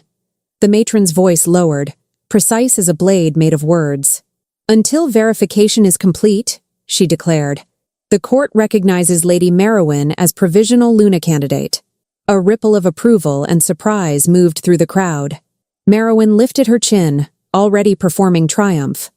Selah's throat burned. Aldrich's hands curled once, then relaxed. When he spoke, his voice held restraint so tight it shook. "You are overreaching." The matron smiled serenely. "I am maintaining order." Selah felt the bond surge, 3 pulses like a drumbeat. Pack doesn't yield, pack holds, pack returns. Then softly, Aldrich turned his head toward Selah, and in that one glance she saw the question he refused to ask aloud in front of them all. "Can you hold this?" Selah straightened her shoulders. She met his eyes and answered with her stillness. "Yes." The matron lifted the moonwater bowl. "Touch the water," she ordered. Selah stepped forward, and the torches along the hall flickered. A hush snapped into place, as if the castle itself had gone silent. From the doorway behind Selah, a low, deep sound rolled through the room. Not a violent roar, not an active threat, but a resonant warning of presence. The dragon had entered the hall, and every head turned. The dragon's footfalls on stone were quiet, but the silence they created was absolute. It moved with the calm authority of something that did not require permission. Wings folded neatly, eyes bright as moonlit glass. As it approached the center of the hall, Selah felt the pressure of its truth settle into her ribs. Steady, grounding, heavy in the way a crown would be heavy. The court didn't know what to do with a creature that couldn't be bribed by appearances. Merowyn's smile faltered again. The High Matron's expression hardened. Selah inhaled slowly, letting her senses anchor her. Incense, stone, torch smoke, the faint mineral warmth of the dragon, and beneath it all, Aldrich's scent, storm dark and steady. 3 impulses pulsed through Selah's belly. Energetic, forward, reserved, measure them. Playful, break their rules and smile while doing it. Juniper stepped up beside Selah with an exaggerated air of importance, as if she were a dignified advisor and not a woman who had once threatened to eat ceremonial paperwork. "All right," she announced softly, loud enough for nearby ears to catch. "Everybody act normal. There's a dragon in the hall and a monarchy having a personal crisis, but sure, let's keep pretending the real scandal is a woman saying no." A couple of courtiers coughed, as if trying to cough away their amusement. Selah's mouth twitched. Her eyes stung. She refused to let tears fall in front of them. Not today.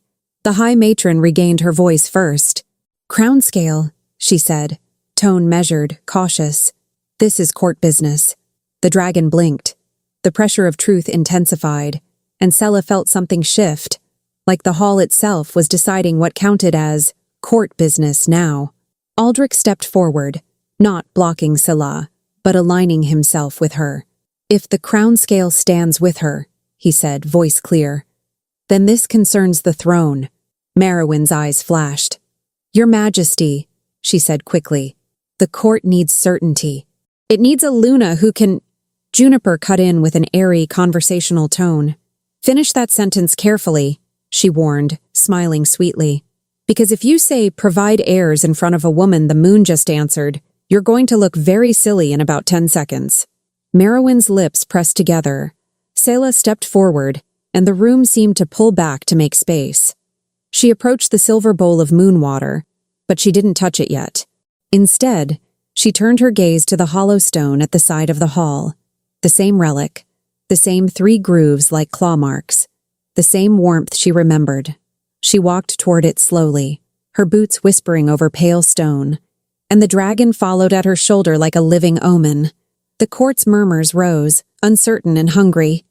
The matron's voice snapped. "Selah Hart, you will not—" Selah stopped and looked back, and her voice came out calm in a way that startled even her.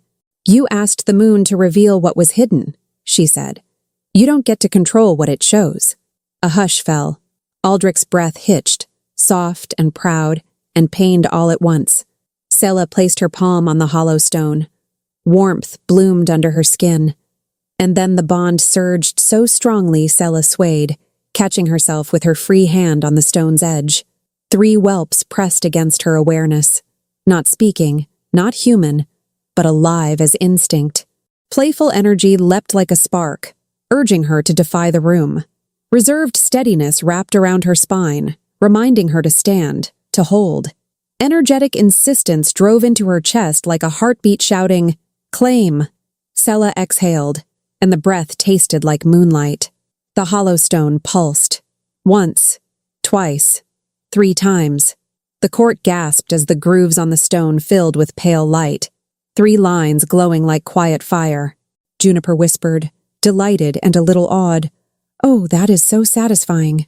The matron's face tightened. "This proves nothing," she snapped quickly, but the words sounded thin against the hall's sudden stillness. The dragon lifted its head, and Selah felt it, truth gathering like weight before rain. A sensation poured into her mind, heavy and undeniable, and for a moment the hall blurred as if the world itself leaned closer. Images, brief, sharp impressions flashed through her senses. Merowyn's perfume in the matron's private chamber, sweet and deliberate. A sealed letter pressed into the matron's hand. Moon water poured into a bowl with something added. Something that dulled, something that muted, something that could make nothing look like empty. Selah's stomach turned, not because she wanted revenge, because she had been made smaller on purpose. Her fingers curled against the stone, and her voice came out low. "You tampered with the verification," she said. The accusation not screamed, not dramatic, simply stated, like naming the weather. A roar of murmurs rose. The High Matron's eyes flashed. "Blasphemy!" Juniper's laugh was soft and razor-edged. "Is it blasphemy?" she asked pleasantly. "Or is it inconvenient?" Aldrich went very still. His gaze locked on the matron, and Selah saw a grief there. Grief at the betrayal of trust. Grief at the realization that his kingdom had been guided by someone who treated lives like chess pieces. Merowyn stepped forward, voice rising.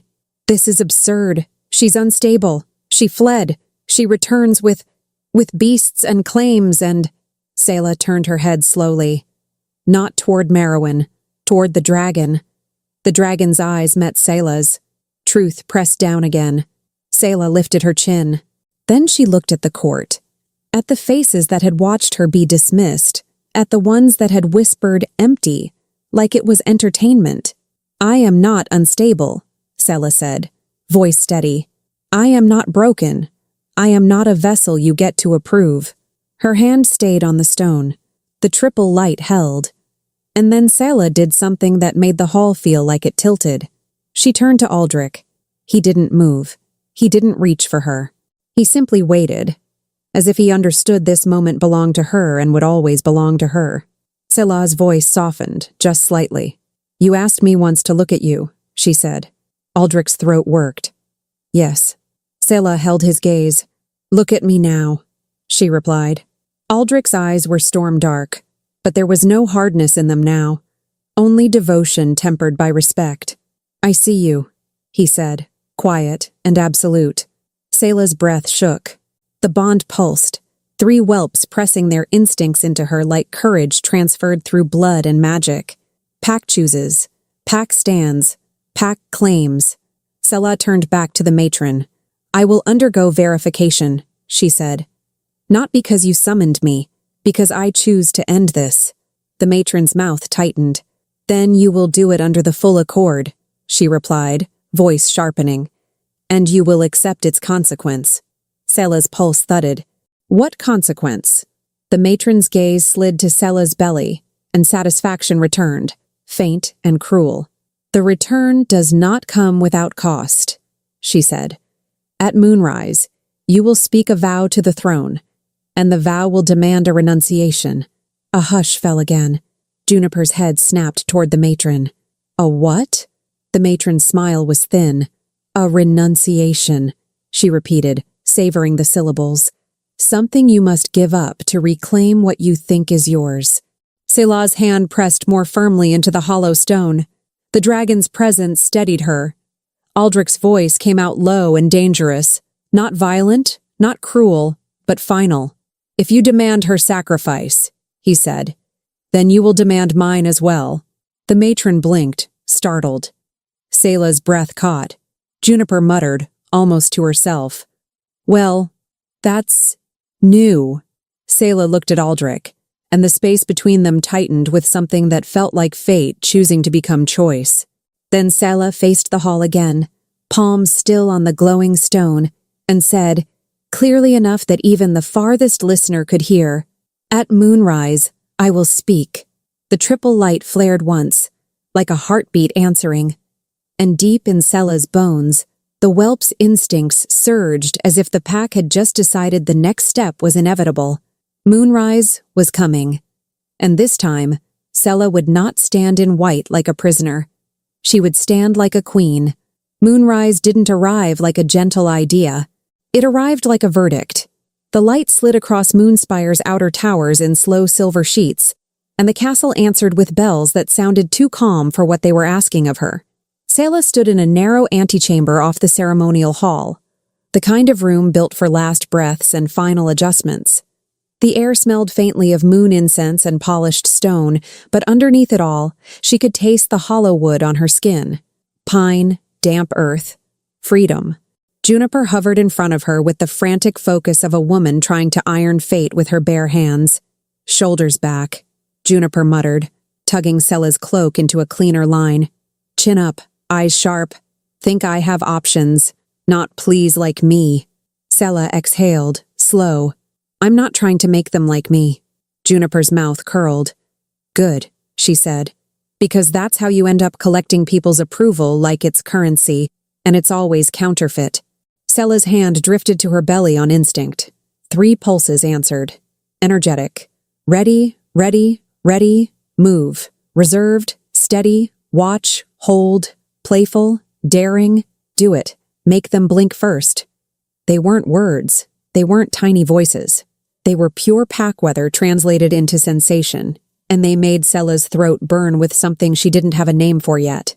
Aldrich stood by the door, close enough that Selah could smell him when she breathed in. Storm-dark scent, threaded with a warmth that had become familiar over these months in the Hollowwood. He didn't touch her. He didn't crowd her. He simply existed in the space like a promise he was still learning how to keep. His gaze settled on her face, and Selah saw it in his eyes, the memory of her in white, standing in the center of that hall while he spoke words that tore. I should be the one walking in there, he said quietly. Selah's lips parted, then closed again. For a heartbeat, she let herself feel the temptation. Let him take it. Let him fix it. Let him stand between her and all the eyes.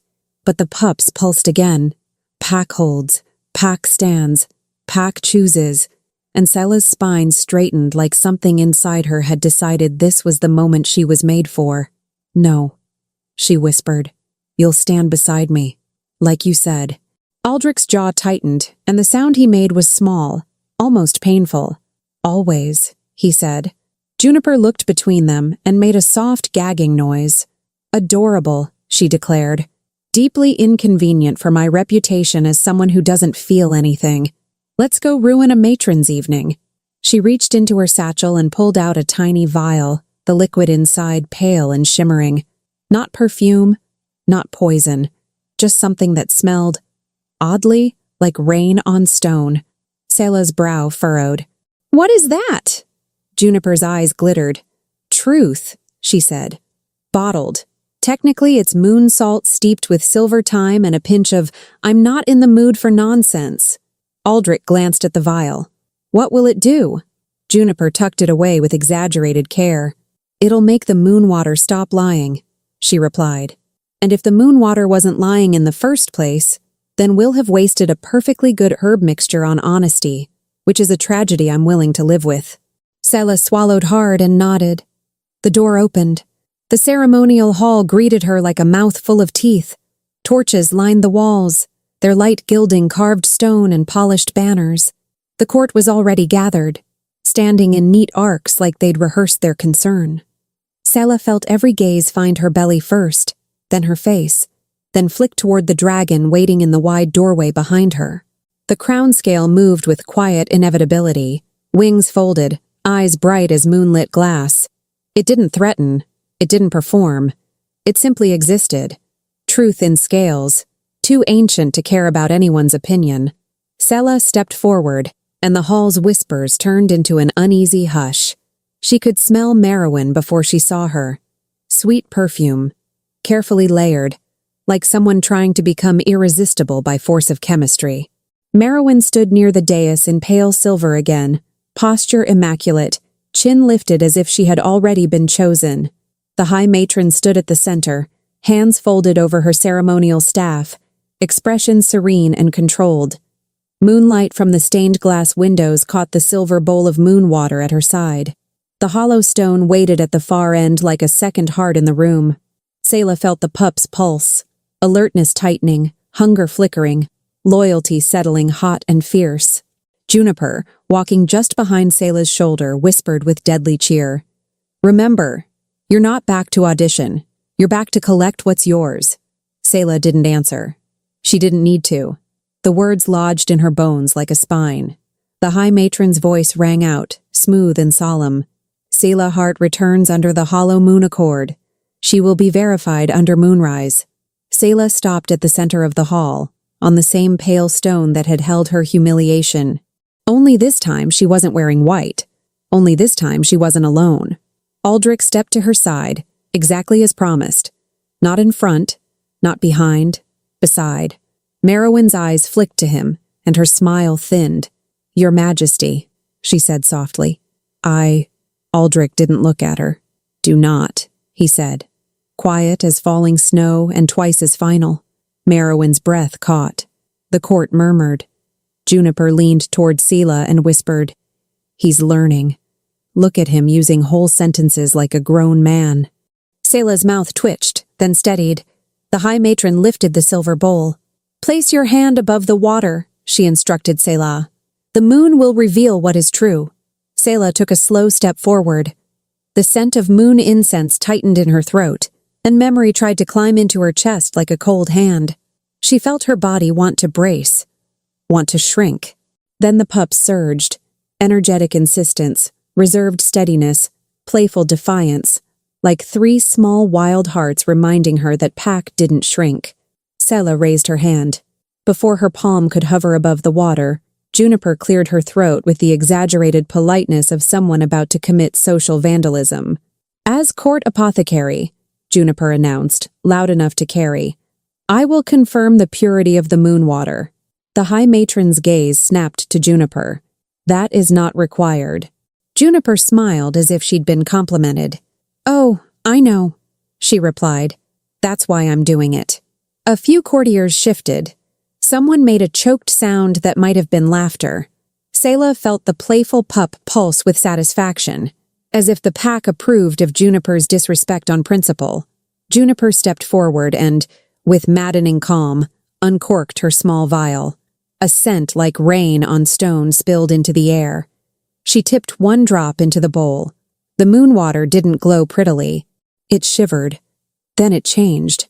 A faint haze rose from the surface, thin, smoky, unmistakable, like something hidden being dragged into the light against its will.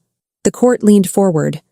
The High Matron's face remained composed, but something in her eyes tightened, a fraction too fast to be innocence. Juniper's voice became silk. "Well," she said conversationally, "would you look at that?" The High Matron's tone sharpened. "Apothecary Crow." Juniper held up a finger. No, she said, as if soothing a child. "Let's not interrupt the water while it's telling the truth. It doesn't get to do that often in this building." A murmur rose like wind through dry leaves. Merowyn's posture stiffened. Her gaze darted to the matron, then back to Selah's belly, then to Aldrich. Her smile turned brittle at the edges. Selah's throat tightened so hard it hurt. Not because she was surprised, because she had been made small on purpose, because the day she stood in white had been a performance with a rigged stage. Aldrich went still beside her, the air around him tightening with contained emotion. His voice came out low, almost raw. "You tampered," he said to the matron. The High Matron's serenity hardened. "You presume?" Juniper's laughter was soft, acid-sweet. "No, she proves," she corrected, nodding at Selah. "We're past presume. Welcome to cot." Selah inhaled, and the scent of Aldrich beside her steadied her, warm under storm, like a hearth that refused to go out. The pups pulsed. Loyalty, loyalty, loyalty, hot as blood, simple as truth. Selah raised her hand again. This time she hovered her palm above the bowl without flinching. The moon water warmed under her hand, and the hall seemed to tilt, as if the moon itself had leaned closer to watch. Then the surface of the water rippled, not with light, but with sensation. Selah felt it first. 3 small presences curled tight and wild. Hunger and warmth and pack need braided into her. A collective breath went through the crowd as the moon water swirled and formed 3 pale, crescent-shaped ripples on its surface. 3, distinct, undeniable. A shockwave of whispers moved through the court. The High Matron's voice cut through it, too controlled. "The return," she said, as if tasting the words with reluctance. "Recognized." Merowyn's smile finally cracked. The dragon shifted behind Selah, a quiet, resonant exhale that warmed the back of Selah's neck. The pressure of truth settled into the hall again, heavy and unstoppable. Selah turned her head, just slightly, and met Aldrich's eyes. His gaze held hers, and there was no pride left in it now, only devotion tempered by something even rarer: restraint. He didn't ask to be forgiven. He simply looked at her as if she were real. The High Matron lifted her staff and struck it once against the stone. The sound snapped the room back into order. "Under the accord," she declared, "verification is only the first step. The return must be bound to the throne by vow." Selah's stomach tightened. Aldrich's shoulders went taut beside her. Juniper's voice dropped into a mutter. "Here comes the trap." The matron continued, voice smooth. "The vow demands a renunciation." The word fell like a stone into Selah's chest. Merowyn's eyes brightened with quiet satisfaction, like she'd been waiting for that part. Selah's hand drifted to her belly. 3 pulses answered. Fear like a chill, loyalty like heat, hunger like a tug forward. Selah lifted her chin. "Name it," she said. The High Matron's smile was thin. "To reclaim the throne, you must renounce personal claim upon the king," she said, voice ringing. "You will speak the words before witness and moon. You will renounce him." A hush fell so hard it felt physical. Selah's breath stopped, not because she didn't understand the strategy, because it was crueler than she expected.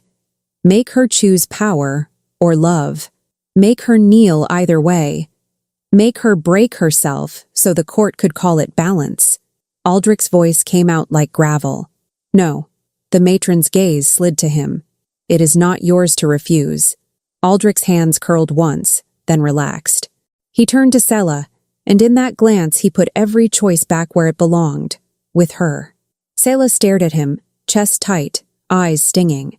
For a heartbeat, she saw the memory of the dais again, the moment he released her in front of everyone. And then she saw him now, beside her, not hiding behind tradition, not asking her to be smaller so he could be comfortable. Juniper leaned close enough that only Selah could hear. "You don't owe them your heart," she whispered. "You don't owe them your pain. You don't owe them a performance." The playful pup pulsed with a sudden fierce defiance. The reserved pup's steadiness wrapped around Selah's spine like armor. The energetic pup surged with insistence. "Choose, choose, choose." Selah's breath shook. Then she turned to the High Matron and let her voice come out clear.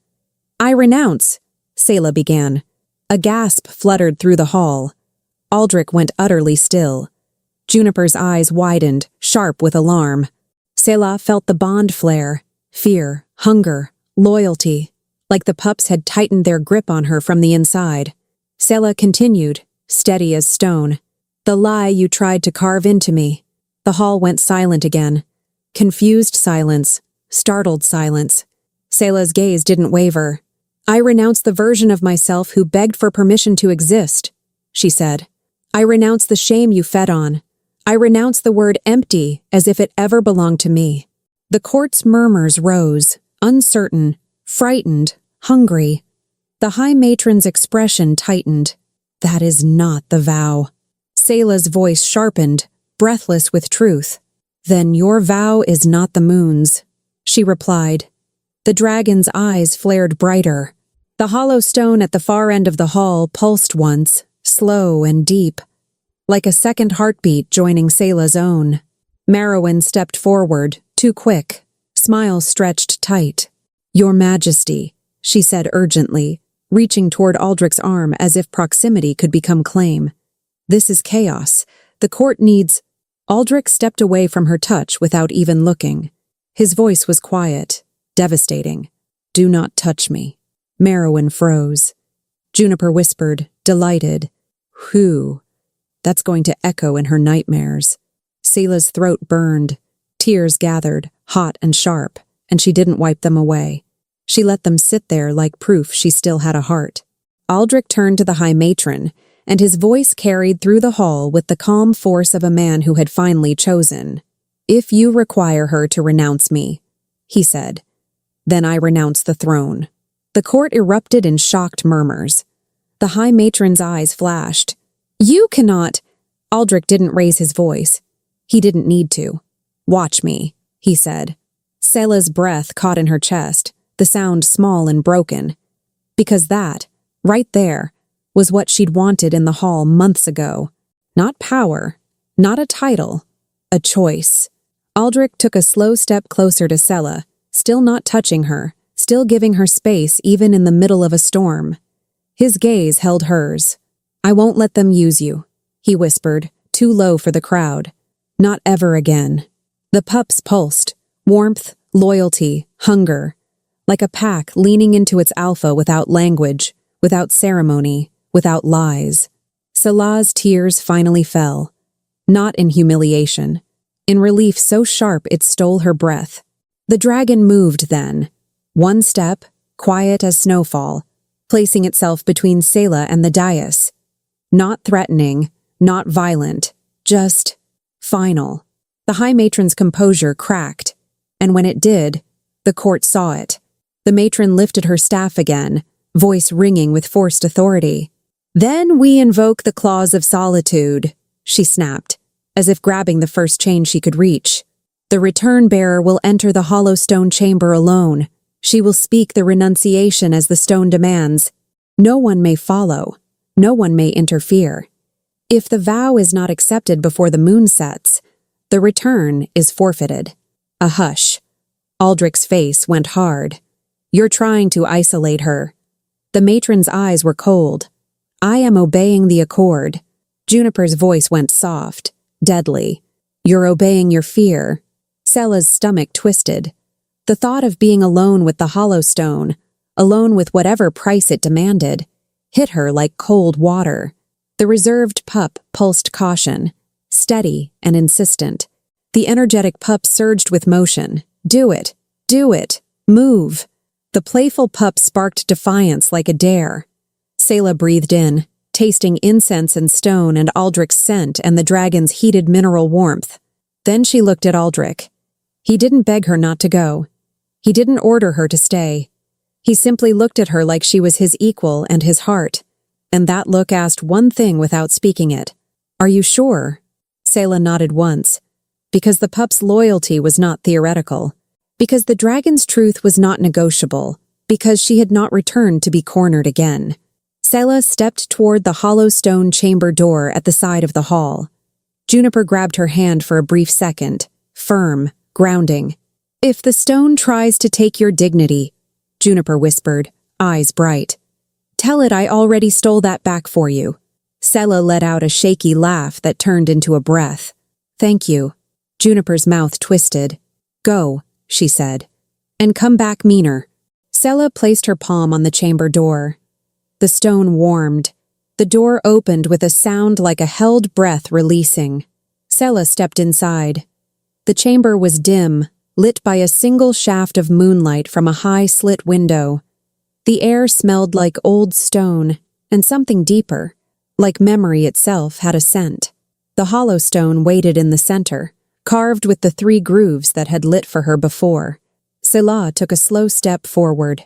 The pups pulsed inside her bond, tight and anxious now. Hunger, fear, loyalty, all braided into a single urgent need. Stay. Selah pressed her palm to the stone. Warmth bloomed. Then the stone answered. Not with words. With a demand that arrived as sensation so sharp it stole Selah's breath. Give. Selah's knees went weak. A memory surfaced. Aldrich's voice saying her name in the Hollowwood. Quiet and careful. Selah felt it brighten in her chest like a candle. And then, without warning, it began to slip.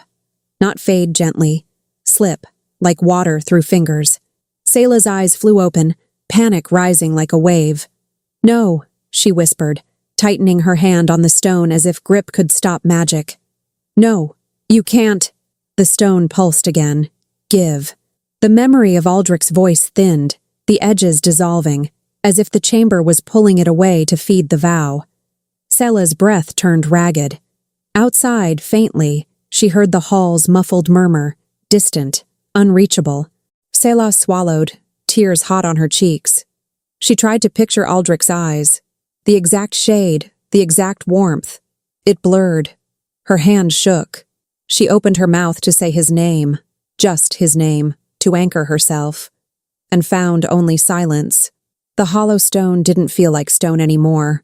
Under Selah's palm, it pulsed, warm, alive, and impossibly patient, like it had all the time in the world to wait for her to become honest.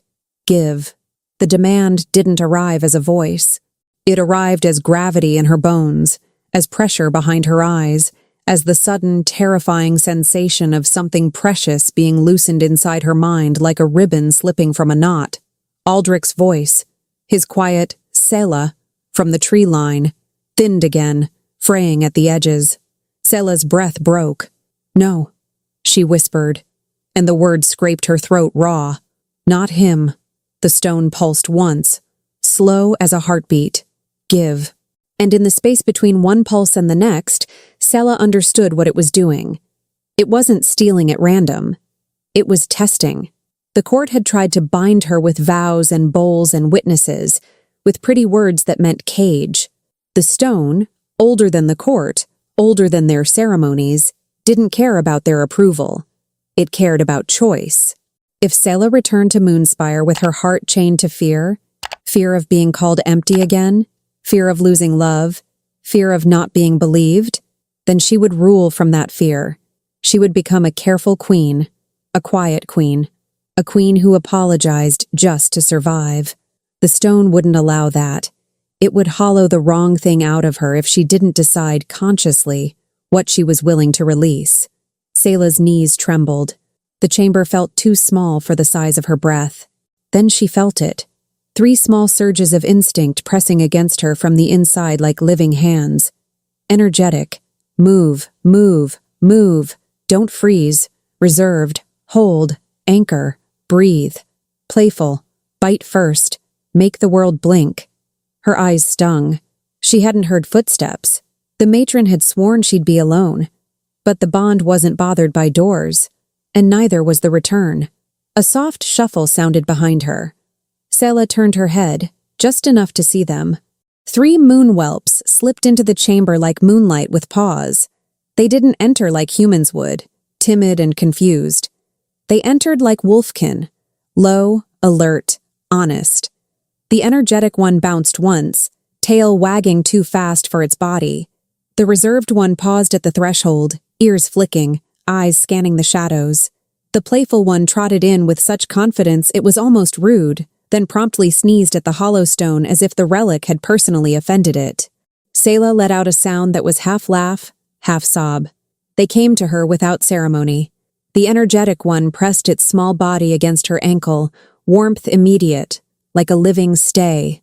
The reserved one leaned in against her calf, steady and firm, placing its weight there with quiet intention, as if it had decided Selah was the center of the world, and the world needed reinforcing. The playful one sat right in front of Selah's boots and stared up at her with bright eyes that said, "If you don't like this game, change the rules." A rush of sensations slammed into Selah through the bond. Hunger for safety, loyalty like heat, fear like a brief cold flash that faded the moment their bodies touched her. The stone pulsed again, and Aldrich's voice slipped further away. Selah's hand tightened against the warm surface. Her throat hurt. "What do you want?" she whispered to the stone, not as a challenge, but as a plea for clarity. "Tell me." The stone answered not with words, but with a memory. The ceremonial hall, the pale stone beneath her feet, the murmur of voices, the moment the high matron had said, no spark of continuation. Selah's chest constricted so hard she nearly folded. That humiliation rose in her mind like smoke, thick and choking, and she realized with sudden clarity that it hadn't just hurt her in the moment. It had lived in her ever since. It had shaped how she stood, how she breathed, how she listened for disapproval in every silence. That was what the stone was reaching for. Not Aldrich, not love. The poison the court had poured into her. "Give," the stone insisted. Selah's breath hitched. She looked down at the pups, at the energetic one that kept nudging her shin as if momentum itself could rescue her, at the reserved one that leaned into her like an anchor, at the playful one that stared as if daring her to be brave. And Selah realized something that stole the fear right out of her lungs. The stone couldn't take what she refused to surrender, but it could demand a price for the throne, a price that proved she wouldn't rule from a wound. Selah swallowed, tasting salt and stone. "All right," she whispered, voice trembling. "All right, I choose." She closed her eyes, not to escape, to decide. "I will not give you him," Selah said, and the words came out like iron finally cooling into shape. "I will not give you love, or the memory of being seen, because that is not a weakness." The stone pulsed, steady, listening. Selah pressed her palm harder. "But I will give you this," she whispered. The memory of the hall sharpened, whispers slicing, eyes weighing, shame burning. Selah felt her body want to curl around that pain and keep it, as if keeping it meant staying vigilant. She forced herself to breathe. Then she chose, deliberately, with every thread of her will. "I renounce the humiliation," Selah said. "I renounce the need for their approval. I renounce the voice in my head that repeats their judgment." The stone flared with pale light. Selah gasped as the memory pulled, fast, clean, and startlingly gentle, as if the stone wasn't ripping it away but lifting it out like a thorn from skin. For a heartbeat, she panicked. What if it took too much? What if it hollowed her into someone else? The reserved pup pressed closer, weight steady. A cool calm flowed into Selah through the bond. Hold. The energetic pup yipped softly, a burst of warm insistence. Live. The playful pup bumped its head against Selah's boot, and the bond flashed with something like irreverent confidence. "You're bigger than this." Selah's breath steadied. The stone pulsed 3 times. Once, twice, 3, and then it released. Selah staggered, catching herself on the stone's edge. She blinked rapidly, disoriented. The chamber looked the same. The air still smelled like old stone and moonlight. But inside her, something was quieter. The humiliation, still real, still a fact of her story, no longer burned like a brand. It felt distant, like a scar that no longer ached when the weather changed. Selah's chest heaved as she sucked in air, and suddenly Aldrich's voice snapped back into her mind. Not as a fading ribbon, but as a living thread tied firmly to her heart. Selah, her name, spoken in the Hollowwood, spoken with restraint, with warmth, with choice. Tears spilled down her cheeks. She didn't wipe them away, because this time, the tears weren't from being broken. They were from being freed. The stone warmed under her palm again, almost approving. Then it showed her something else. Not a memory, but a truth. The return wasn't a punishment. It was a restoration. The moon whelps were not meant to be proof for the court's comfort. They were not meant to be displayed, measured, or debated. They were meant to be her pack, her tether to instinct and truth, so she would never again mistake ceremony for love. And the Crownscale, truth in scales, was not her weapon. It was the throne's conscience. Selah opened her eyes. The dragon was at the chamber's doorway now, silent as a vow, eyes bright with steady pressure. It had slipped past the matron's rules because it wasn't subject to them. The Crownscale didn't belong to the court. It belonged to the rightful seat. Selah looked at it, breath trembling. "Are you the throne's guardian?" she whispered. The dragon blinked slowly, and the sensation that answered settled into Selah like a name carved into stone. Yes, a guardian of legitimacy, a keeper of the true claim, a creature bound to the seat itself, drawn to truth, repelled by falsehood. Selah swallowed. "Then you need a name," she murmured, voice unsteady. The dragon's eyes held hers. Moonlight slid across its scales like dusk turning into silver. Selah breathed in, tasting mineral warmth and rainstone memory. "Vesper," she whispered. The dragon exhaled softly, as if accepting it. Behind Selah, the pups shifted, all 3 suddenly aligned, alert, ready, insisting. Selah understood without words. It was time. She lifted her hand from the hollow stone. The pale light in its grooves dimmed, but it didn't go out. It remained like embers, 3 lines of proof that wouldn't be extinguished by anyone's denial. Selah turned toward the door. The pups padded at her feet, their bodies close, their instincts braided into her stride. The bond remained, permanent, steady, a sensory thread she could feel even when she didn't reach for it. They didn't speak in sentences. They never would.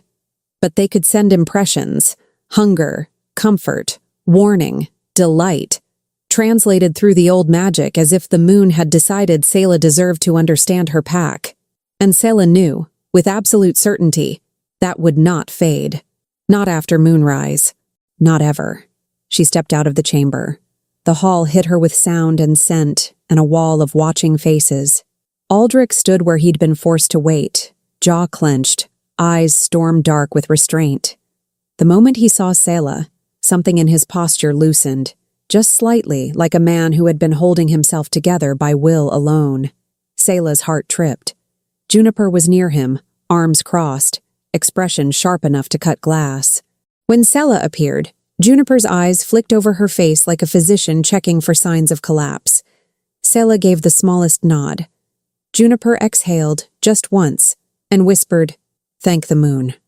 I was one dramatic speech away from committing a felony against decorum. The high matron stepped forward, staff in hand, gaze cold and assessing. "Did the stone accept the renunciation?" she demanded. Selah held the matron's gaze. She felt no tremor of shame rise to meet it, only steady clarity. "Yes," Selah said. The matron's eyes sharpened. "Then speak the words," she pressed, voice carrying. "Renounce personal claim upon the king." A hush spread. Merowyn's smile trembled on the edge of her mouth, hopeful and hungry. Aldrich's breath caught, but he didn't move. He didn't protest.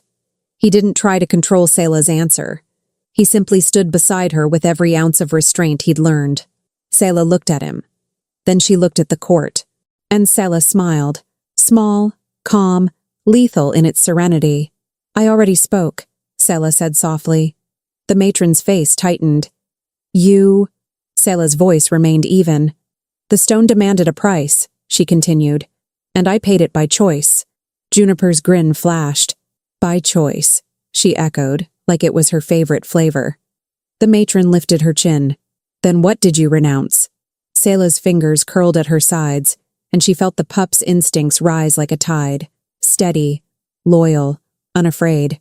"I renounced the humiliation you used to control me," Selah said, voice carrying through the hall. "I renounced the need for your approval. I renounced the fear you planted." A murmur spread, confused and unsettled. The matron's eyes narrowed. "That is not—" The dragon moved, one slow step forward. No threat, no spectacle, just presence. Truth pressing down until lies had nowhere to stand. The matron's breath hitched. Selah turned her head slightly toward Vesper, and the dragon's name felt right in her mouth, like something the world had been waiting for.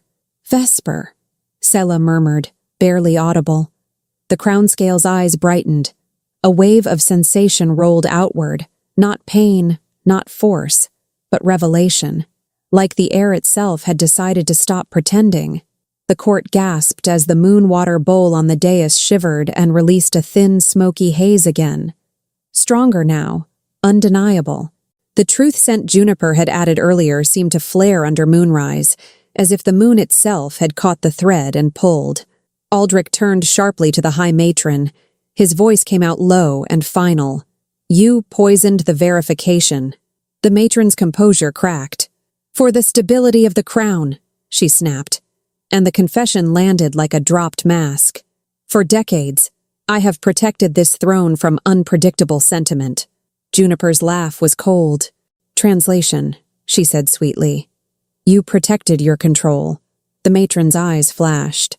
"A Luna with too much feeling is dangerous," she hissed. And now the hall could hear the fear beneath her reverence. "A king who chooses love over order." Aldrich stepped forward, voice steady. "You feared a queen who could not be owned." The matron's lips parted, fury and panic wrestling for control. Merowyn's gaze darted to the matron, then to Aldrich, then to Selah's belly. "This is—" she began, voice rising. "This is manipulation. She's bewitched you. She brought beasts into the hall." Juniper tilted her head. Lady Merowyn, she said, voice dripping with polite poison.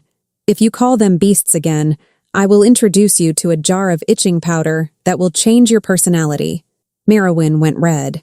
I did nothing wrong, she snapped. Selah looked at her calmly. Did you know? Selah asked.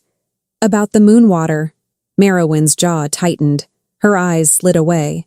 That was answer enough. She knew, Juniper whispered triumphant. Oh, she knew. Aldrich's gaze finally landed on Merowyn, and the disappointment there was clean and complete. Leave, he said. Merowyn's breath hitched. Your Majesty. Leave Moonspire, Aldrich corrected, voice like stone. You will not serve in this court. Not now. Not ever. Merowyn's face hardened. For a heartbeat, Selah thought she might try one last performance, one last appeal. Instead, Merowyn lifted her chin, rage polished into dignity. Very well, she said through clenched teeth. Enjoy your chaos. She turned and walked out, heels sharp on stone, refusing to look back. Selah watched her go, oddly calm. Because this wasn't about Merowyn winning or losing. It was about Selah being done. The High Matron drew herself up, clutching her staff like it could restore authority. You cannot remove me, she said, voice ringing. I am the keeper of the accord. Vesper's eyes held hers. Truth pressed down again until the words felt ridiculous in the air. Selah stepped forward, and the pups aligned at her feet like a living crest. You kept the accord, Selah said, but you broke its spirit. The matron's gaze flicked to Selah's belly. The return is unstable, she spat. It will unmake your rule. Selah smiled softly. No, she replied. It remade me. Aldrich moved then, not to shield Selah, but to stand with her as equal witness.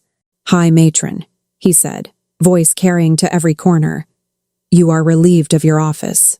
The matron's face twisted. By what authority? Aldrich didn't raise his voice.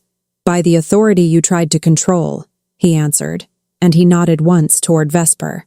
The dragon exhaled softly. The torches flickered, and the hall seemed to accept a new reality in one long, shivering breath. The matron's shoulders sagged, rage collapsing into something smaller. Fear. Selah watched her closely, and something in Selah's chest softened. Not forgiveness, not yet, but clarity. Why? Selah asked quietly. How long? The matron's lips pressed together. Then, finally, the truth fell out like a stone dropped from a clenched fist. Since your father's father sat this throne, she said, voice bitter. Kings come and go. Lunas come and go. But the court remains. I kept it steady. I kept it obedient. I kept it mine. Juniper's voice cut in, almost gentle. And look at you, she murmured. So steady you poisoned water. The matron flinched. Aldrich's expression remained controlled. You will be confined to the archive cloister, he said, stripped of staff and title. You will spend the rest of your days recording the laws you abused, so no one ever forgets how easily reverence becomes control. The matron's eyes widened in horror. That is humiliation. Selah's voice was calm. No, she said. It's consequence. Adi, the matron was led away. Not dragged, not harmed, but removed with the quiet finality of a door closing. Selah's knees trembled only after she was gone. Aldrich turned toward Selah, and for a moment the hall blurred around them. The court's faces became distant. The torches became background noise. All Selah could feel was the scent of him, storm and warmth, and the 3 steady pulses inside her, like pack heartbeats reminding her to stay upright. Aldrich's voice dropped, intimate. Selah, he whispered. I am sorry. Selah's throat tightened so hard it hurt. He didn't justify. He didn't blame the court. He didn't hide behind tradition. He simply stood there and let the apology be what it was. Late, necessary, real. Selah inhaled shakily. You broke me in that hall, she said, and her voice didn't accuse, it named. And I had to rebuild myself in the forest. Aldrich's eyes glistened, but he didn't look away. I know, he whispered. Selah stepped closer until she could feel his warmth without being touched. "I forgive you," Selah said, voice trembling on the word like it was heavier than any crown. "Not because it didn't matter. Because you came back and learned. Because you stood beside me. Because you chose me even when it cost you." Aldrich's breath broke. His eyes closed for a heartbeat, like the forgiveness hit him physically. When he opened them, his gaze was steady and full. "Then let me choose again," he said. "Not as your king. As your mate, if you'll have me. As your partner, if you'll accept me." Selah's chest ached. The pups pulsed. Warmth, loyalty, a playful spark that felt suspiciously like approval. Selah lifted her hand and finally touched Aldrich's cheek. His skin was warm under her fingers. He leaned into her touch like it was permission. "On my terms," Selah whispered. Aldrich nodded. "Always." The court held its breath. Juniper, unable to help herself, muttered, "Finally. If you two take any longer, I'm going to age into a bitter legend." A laugh rippled, small, shocked through the room. Selah turned, still holding Aldrich's gaze for a heartbeat longer, and faced the throne. The seat looked the same, but it didn't feel the same. Selah stepped forward, Vesper at her shoulder, Wolfkin at her feet. She didn't sit yet. She simply placed her palm against the armrest, wood worn smooth by generations, and felt the castle respond like something waking up. Aldrich's voice carried clear. "From this moonrise forward, the throne is not held by one," he declared. "It is held by two who choose each other, and by a court that serves, not controls." Juniper whispered, smug. "Look at him. He's rewriting tradition with full sentences." Selah turned her head and met the court's gaze. "There will be a new order of service," Selah said, calm and unshakable. "Ceremonies will be witnessed by healers as well as elders. The moon water will be prepared under open sight, and Juniper Crow will be its keeper." Juniper's eyes widened. "Oh, absolutely not." Selah lifted a brow. Juniper's mouth snapped shut. Then Juniper muttered, "Fine, but I'm putting it on a plaque and I'm spelling my name correctly." The hall laughed again, more freely now, as if the court had remembered it was allowed to breathe. Selah finally sat. Not in white, not trembling, not begging. Aldrich sat beside her, equal distance, equal weight. Vesper lowered itself at the foot of the dais, wings tucked, eyes half-lidded, the quiet guardian of legitimacy now bound by name and choice. It would remain as Moonspire's conscience, leaving when truth no longer needed a sentinel, and returning when it did. Never owned, always present by purpose.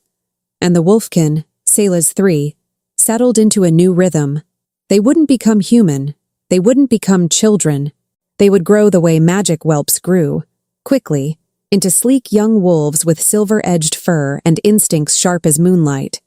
They would serve not as heirs to be paraded, but as moon wardens, pack sentinels bound to Selah's calm and to the territory's well-being. Their bond would remain forever, a sensory tether that let Selah feel their nearness, their hunger, their unease, their joy. In return, they would feel her steadiness like a guiding star. Pack center, home heart, the one they chose. When the hall finally emptied, it did so quietly, as if even gossip had been humbled into silence. Selah remained on the throne a little longer, not because she needed to prove anything, but because she wanted to feel what it was like to sit there without being afraid. Aldrich stayed beside her, hands relaxed, shoulders not rigid with performance. Juniper lingered near the dais, arms crossed, watching like a proud menace.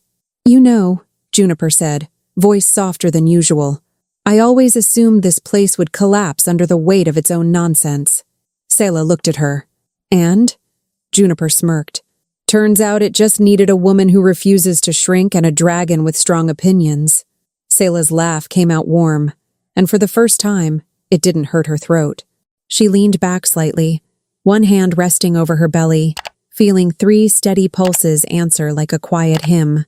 Vesper's tail curled once, content, and Selah closed her eyes, breathing in stone and moonlight, and the faint scent of pine she'd carried in with her like a secret. Epilogue. Months later, Moonspire's halls smelled less like incense and more like living things. Fresh bread from the kitchens, clean herbs from Juniper's expanded apothecary, and the crisp air that came in through windows no one bothered to keep shut anymore. Selah stood on the balcony at moonrise with Aldrich beside her, his hand hovering near hers. Not claiming, simply there, always ready to meet her if she reached. Below, 3 young moon wolves raced across the courtyard in a loose spiral, their bodies sleek now, their temperaments unchanged. One darting like lightning, one moving with careful watchfulness, one stopping mid-run to pounce dramatically on absolutely nothing. Juniper watched them from the steps, hands on hips. "If any of you chew my new shelves," she shouted, "I will become your villain." Vesper lay at the courtyard's edge like a dust-colored statue that breathed, lifting its head only when the moonlight hit Selah's face. Guardian, witness, and quiet reminder that truth was not negotiable here anymore. Selah rested her palm over her heart, feeling the bond hum steady and eternal, and she smiled into the night with a peace that felt earned. She didn't need the moon to answer for her anymore. She was the answer. If Selah taught us anything, it's that the moon doesn't crown the loudest voice. It crowns the truest heart. If you've made it to the end, comment, "I return crowned by truth." That will be our secret code, so I know you stayed with me until the last line. And so we recognize each other as part of the circle of the moon. Women who are not intimidated, who choose themselves, and who always come back whole. A big hug and see you in the next video. With love, Maggie Reed.